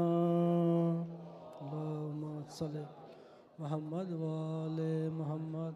सुबहानल्लाहि वल्हम्दुलिल्लाह व ला इलाहा इल्लल्लाह वल्लाहु अकबर वलिल्लाहिल हम्द। अल्लाहु अकबर, अल्लाहु अकबर, अल्लाहु अकबर, अल्लाहु अकबर।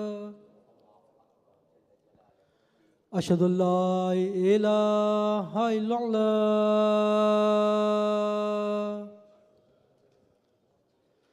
अशहदु अल्ला इलाहा इल्लल्लाह,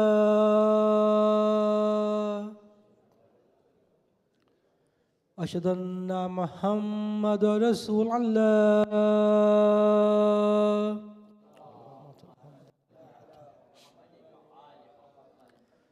अशहदु अन्ना मुहम्मदुर रसूलुल्लाह,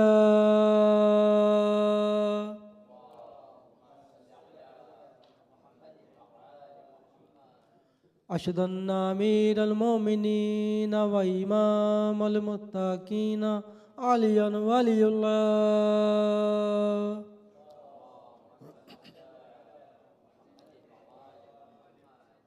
أشهد أن أمير المؤمنين وإمام المتقين علي حجة الله.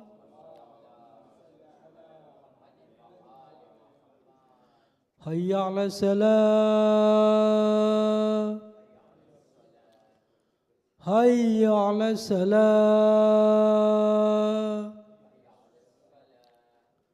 حي على الفلاح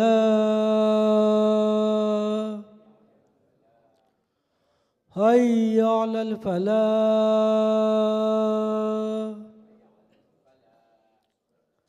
حي على خير العمل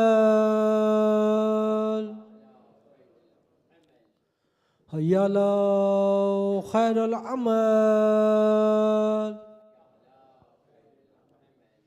الله أكبر الله أكبر لا إله إلا الله لا إله إلا الله. اللهم صل على محمد وعلى محمد. بسم الله الرحمن الرحيم. اللهم اجعل قلبي بارا وعملي سارا وعيشي كارا ورزقي دارا وأولادي أبرارا واجعل لي عند قبر نبيك محمد مصطفى صلى الله عليه وآله وسلم مستقرا وقرارا برحمتك يا أرحم الراحمين.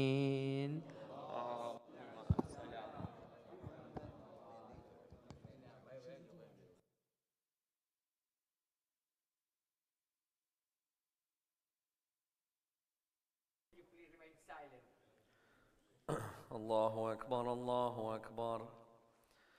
أشهد أن لا إله إلا الله أشهد أن لا إله إلا الله أشهد أن محمدا رسول الله. اللهم صل على محمد. أشهد أن محمدا رسول الله.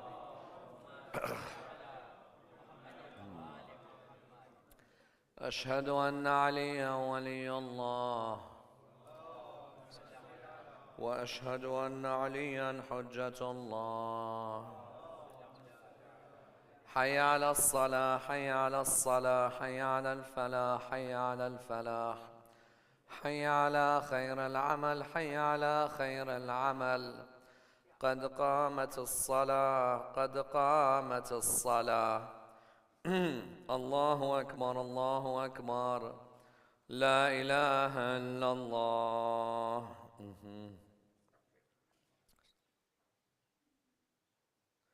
الله أكبر. بسم الله الرحمن الرحيم. الحمد لله رب العالمين الرحمن الرحيم مالك يوم الدين. إياك نعبد وإياك نستعين.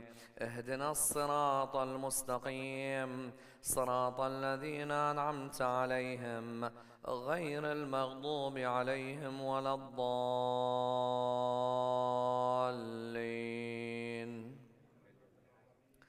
بسم الله الرحمن الرحيم. والعصر إن الإنسان لفي خسر إلا الذين آمنوا وعملوا الصالحات وتواصوا بالحق وتواصوا بالصبر. الله أكبر. سبحان ربي العظيم وبحمده. سمع الله لمن حمده. الله أكبر. سبحان ربي الأعلى وبحمده. ربي صل على محمد وآل محمد. الله أكبر. استغفر. الله أكبر. سبحان ربي الأعلى وبحمده. ربي صل على محمد وآل محمد.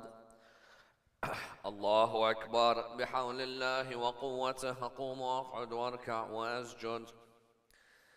بسم الله الرحمن الرحيم. الحمد لله رب العالمين الرحمن الرحيم مالك يوم الدين. إياك نعبد وإياك نستعين اهدنا الصراط المستقيم صراط الذين أنعمت عليهم غير المغضوب عليهم ولا الضالين.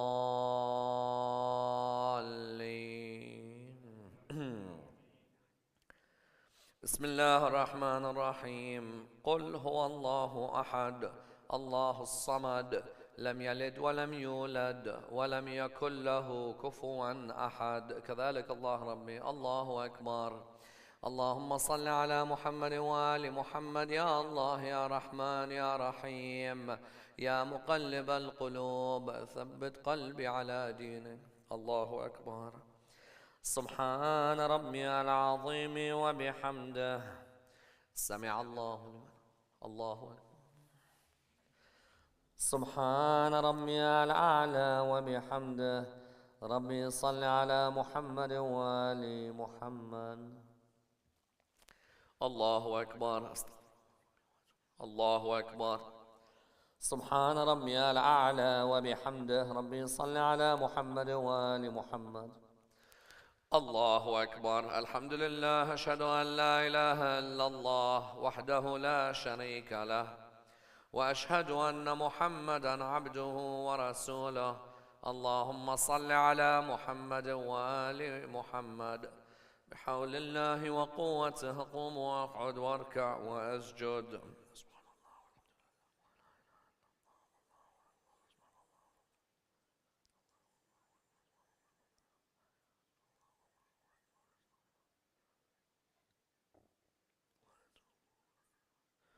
الله أكبر.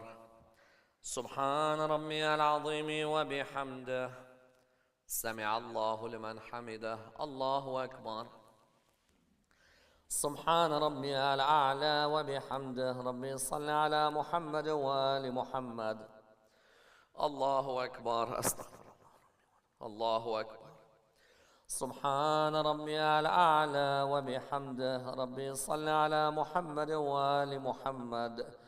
يا لطيف ارحم عبدك الضعيف الذليل الحقير المسكين المستكين المستجير. الله أكبر. الحمد لله. أشهد أن لا إله إلا الله وحده لا شريك له وأشهد أن محمدا عبده ورسوله. اللهم صل على محمد وآل محمد. السلام عليك أيها النبي ورحمة الله وبركاته. السلام علينا وعلى عباد الله الصالحين. السلام عليكم ورحمة الله وبركاته. الله أكبر. الله أكبر. الله أكبر.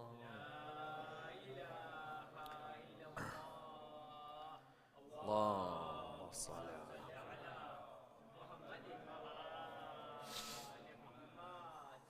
اللهم صل.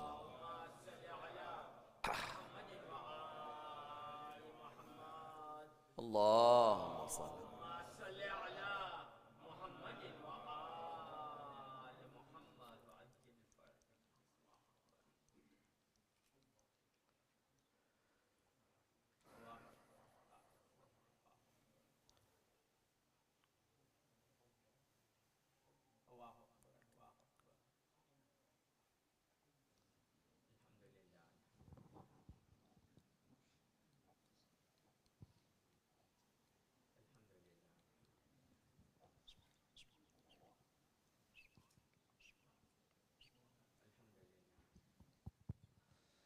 بسم الله الرحمن الرحيم.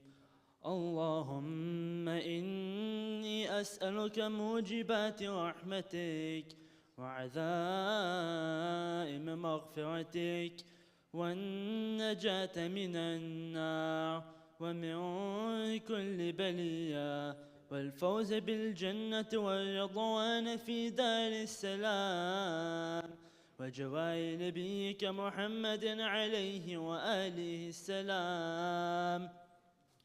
اللهم ما بنا من نعمة فمنك لا إله إلا أنت أستغفرك وأتوب إليك. اللهم صل على محمد الله أكبر.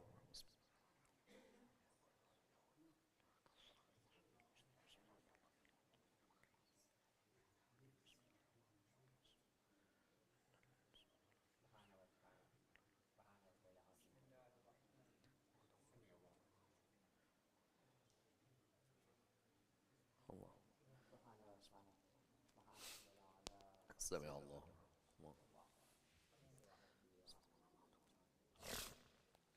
الله الله حول الله.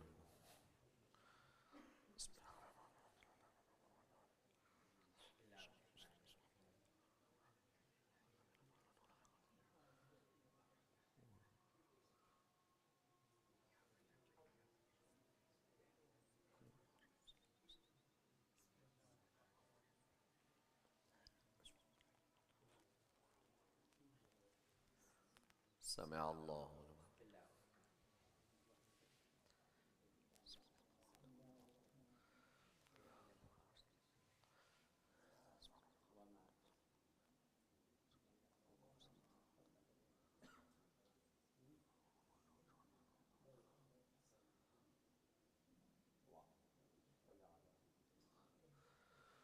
الله أكبر.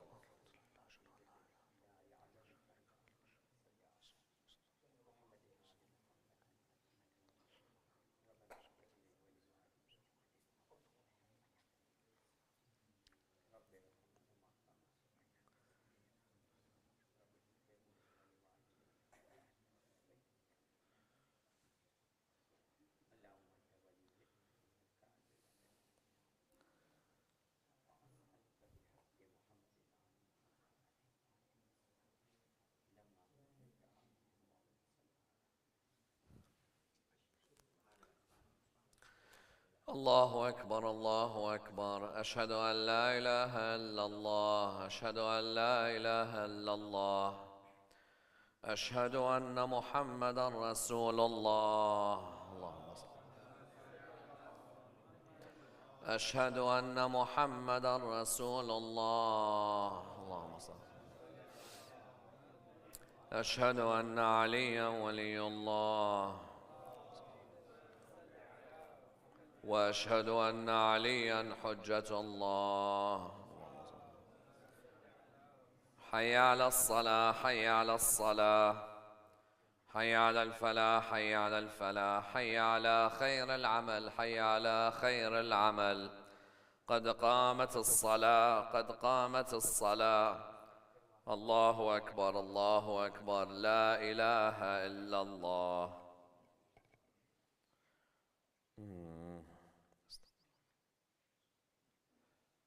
الله أكبر.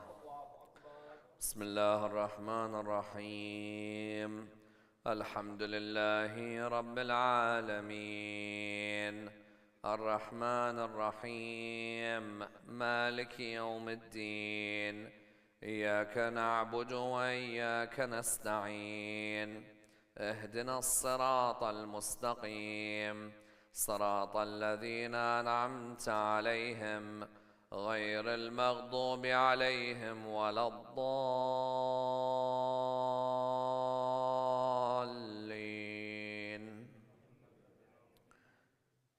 بسم الله الرحمن الرحيم. قل أعوذ برب الناس ملك الناس إله الناس من شر الوسواس الخناس الذي يوسوس في صدور الناس من الجنة والناس. الله أكبر. سبحان ربي العظيم وبحمده. سمع الله. الله أكبر. سبحان ربي الأعلى وبحمده. ربي صل على محمد وآل محمد. الله أكبر. الله أكبر. سبحان ربي الأعلى وبحمده. ربي صل على محمد وآل محمد. الله أكبر. بحول الله وقوته قوموا واقعدوا واركعوا. بسم الله الرحمن الرحيم. الحمد لله رب العالمين الرحمن الرحيم مالك يوم الدين. إياك نعبد وإياك نستعين. اهدنا الصراط المستقيم صراط الذين أنعمت عليهم غير المغضوب عليهم ولا الضالين.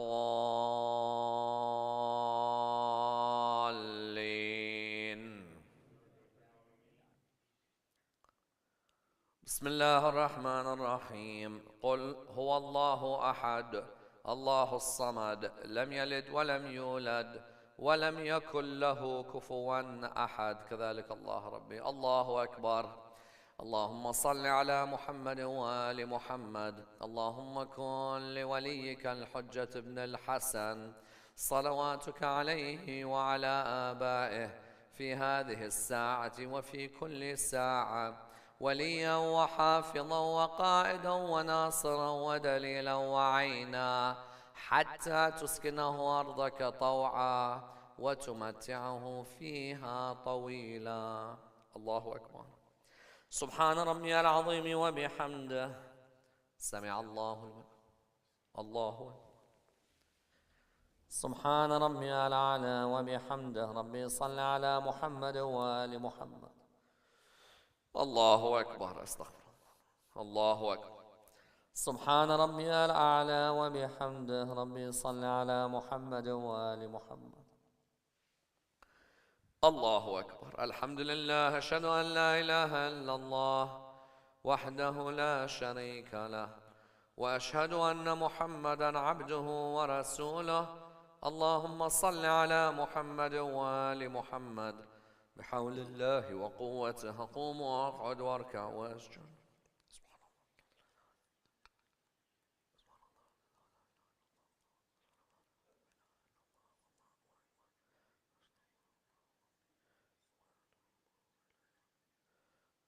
الله أكبر. سبحان ربي العظيم وبحمده. سمع الله لمن. الله أكبر.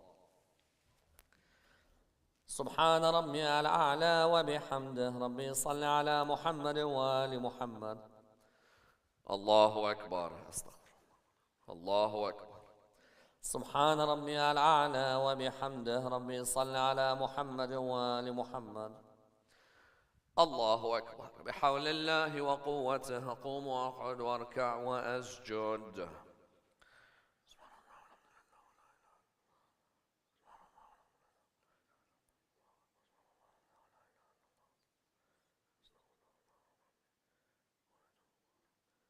الله أكبر. سبحان ربي العظيم وبحمده. سمع الله لمن حمده. الله أكبر. سبحان ربي الأعلى وبحمده. ربي صل على محمد وآل محمد. الله أكبر. استغفر الله أكبر. سبحان ربي الأعلى وبحمده. ربي صل على محمد وآل محمد. اللهم ارزقنا شفاعة الحسين يوم الورود وثبت لنا عندك قدم صدق مع الحسين وأصحابه الذين بذلوا مهجهم دون الحسين عليه السلام. الله أكبر. الحمد لله. أشهد أن لا إله إلا الله وحده لا شريك له وأشهد أن محمدا عبده ورسوله. اللهم صل على محمد وآل محمد. السلام عليك أيها النبي ورحمة الله وبركاته. السلام علينا وعلى عباد الله الصالحين. السلام عليكم ورحمة الله وبركاته. الله أكبر. الله أكبر. الله أكبر.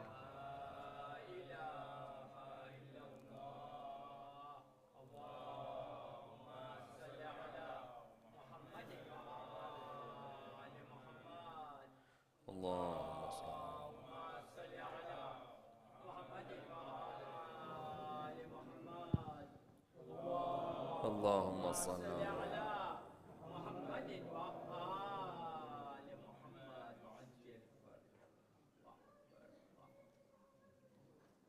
الله أكبر.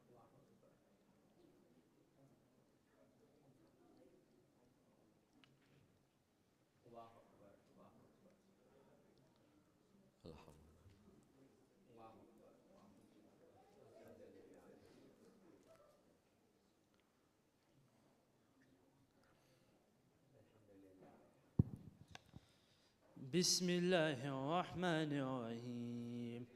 اللهم إنه ليس لعلم بموضع رزقي، وإنما أطلبه بخطوات تخطر على قلبي، فأجول في طلبه البلدان، فأنا فيما أنا طالب كالحيران.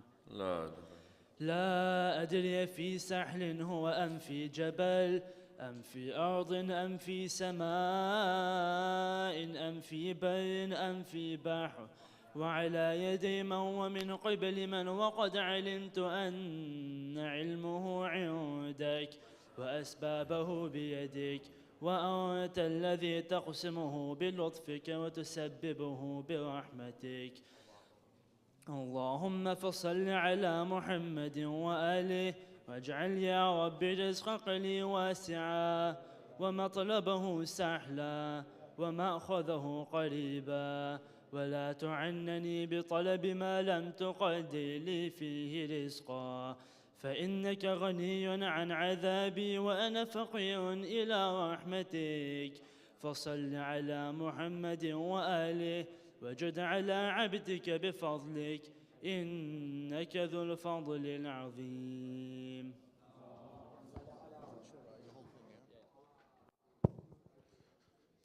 بسم الله الرحمن الرحيم. اللهم صل على محمد وآل محمد.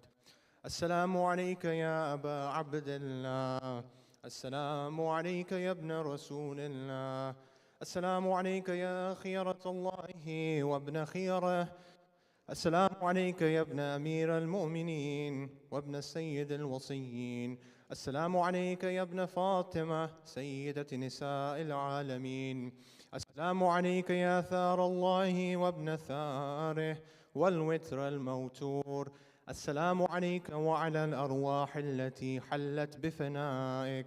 عليكم مني جميعا سلام الله أبدا ما بقيت وبقي الليل والنهار.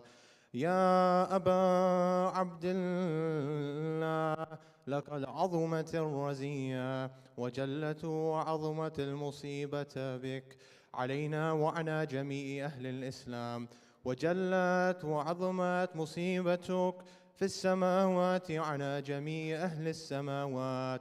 ولعن الله أمة أسست أساس الظلم والجور عليكم أهل البيت، ولعن الله أمة دفعتكم عن مقامكم وأزالتكم عن مراتبكم التي رتبكم الله فيها، ولعن الله أمة قتلتكم، ولعن الله الممهدين لهم بالتمكين من قتالكم. برئت من الله وإليكم منهم ومن أشياعهم وأتباعهم وأوليائهم. يا أبا عبد الله، إني سلم لمن سالمكم وحرب لمن حاربكم إلى يوم القيامة. ولعن الله آل زياد وآل مروان، ولعن الله بني أمية قاتبة، ولعن الله ابن مرجانة، ولعن الله عمر بن سعد، ولعن الله شمرا، ولعن الله أمة أسرجت والجمت وتنقبت لقتالك. بأبي أنت وأمي لقد عظم مصابي بك، فاسأل الله الذي أكرم مقامك وأكرمني بك أن يرزقني طلب ثارك مع إمام منصور من أهل بيت محمد صلى الله عليه وآله. اللهم اجعلني عندك وجيها بالحسين عليه السلام في الدنيا والآخرة. يا أبا عبد الله، إني أتقرب إلى الله وإلى رسوله وإلى أمير المؤمنين وإلى فاطمة وإلى الحسن وإليك بموالاتك وبالبراءة ممن قاتلك ونصب لك الحرب، وبالبراءة ممن أسس أساس الظلم والجور عليكم، وأبرأوا إلى الله وإلى رسوله ممن أسس أساس ذلك وبنى عليه بنيانه وجرى في ظلمه وجوره عليكم وعلى أشيائكم. برئت إلى الله وإليكم منهم، وتقربوا إلى الله ثم إليكم بموالاتكم وموالاة وليكم وبالبراءة من أعدائكم والناصبين لكم الحرب وبالبراءة من أشياعهم واتباعهم. إني سلم لمن سالمكم وحرب لمن حاربكم وولي لمن والاكم وعدو لمن عاداكم. فأسأل الله الذي يكرمني بمعرفتكم ومعرفة أوليائكم ورزقني البراءة من أعدائكم أن يجعلني معكم في الدنيا والآخرة، وأن يثبت لي عندكم قدم صدق في الدنيا والآخرة، وأسأله أن يبلغني المقام المحمود لكم عند الله، وأن يرزقني طلب ثاري مع إمام هدى ظاهر ناطق بالحق منكم. وأسأل الله بحقكم وبالشأن الذي لكم عنده أن يعطيني بمصابي بكم أفضل ما يعطي مصابا بمصيبته، مصيبة ما أعظمها وأعظم رزيتها في الإسلام وفي جميع السماوات والأرض. اللهم اجعلني في مقامي هذا ممن تناله منك سنوات ورحمة ومغفرة.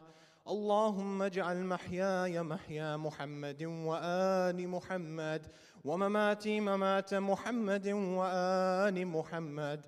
اللهم إن هذا يوم تبركت به بنو أمية وابن واكلة الأكباد، اللعين ابن اللعين على لسانك ولسان نبيك صلى الله عليه وآله في كل موطن وموقف وقف فيه نبيك صلى الله عليه وآله. اللهم لعن أبا سفيان ومعاوية ويزيد بن معاوية، عليهم منك اللعنة أبد الآبدين.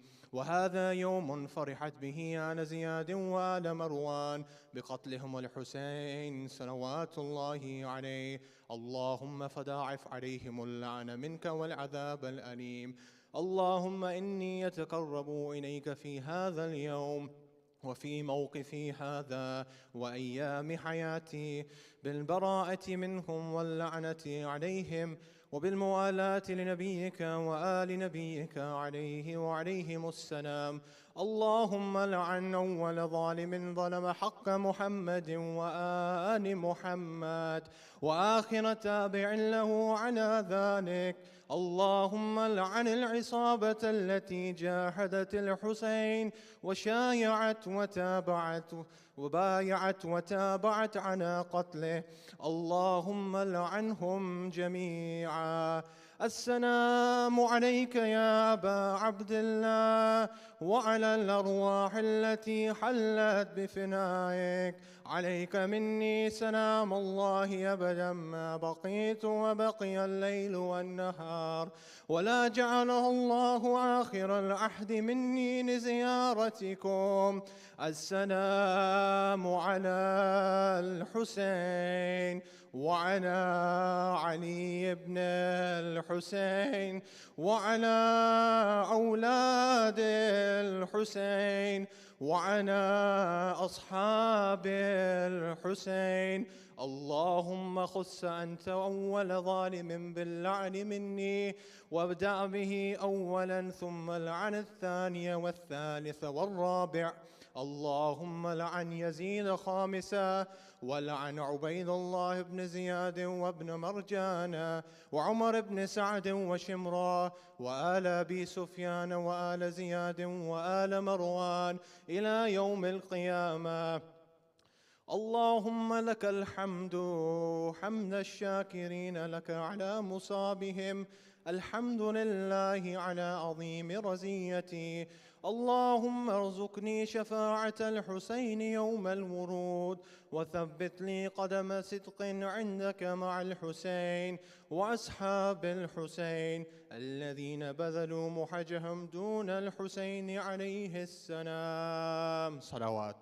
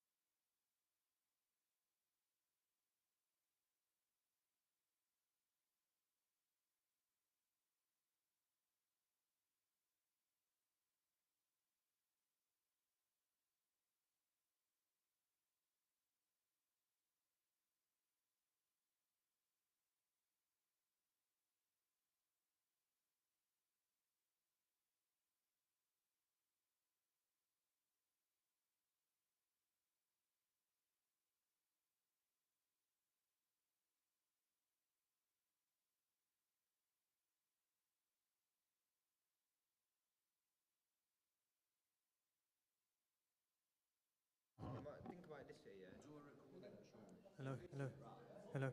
But move it. How are you saying? As in, you're moving it this way, yeah?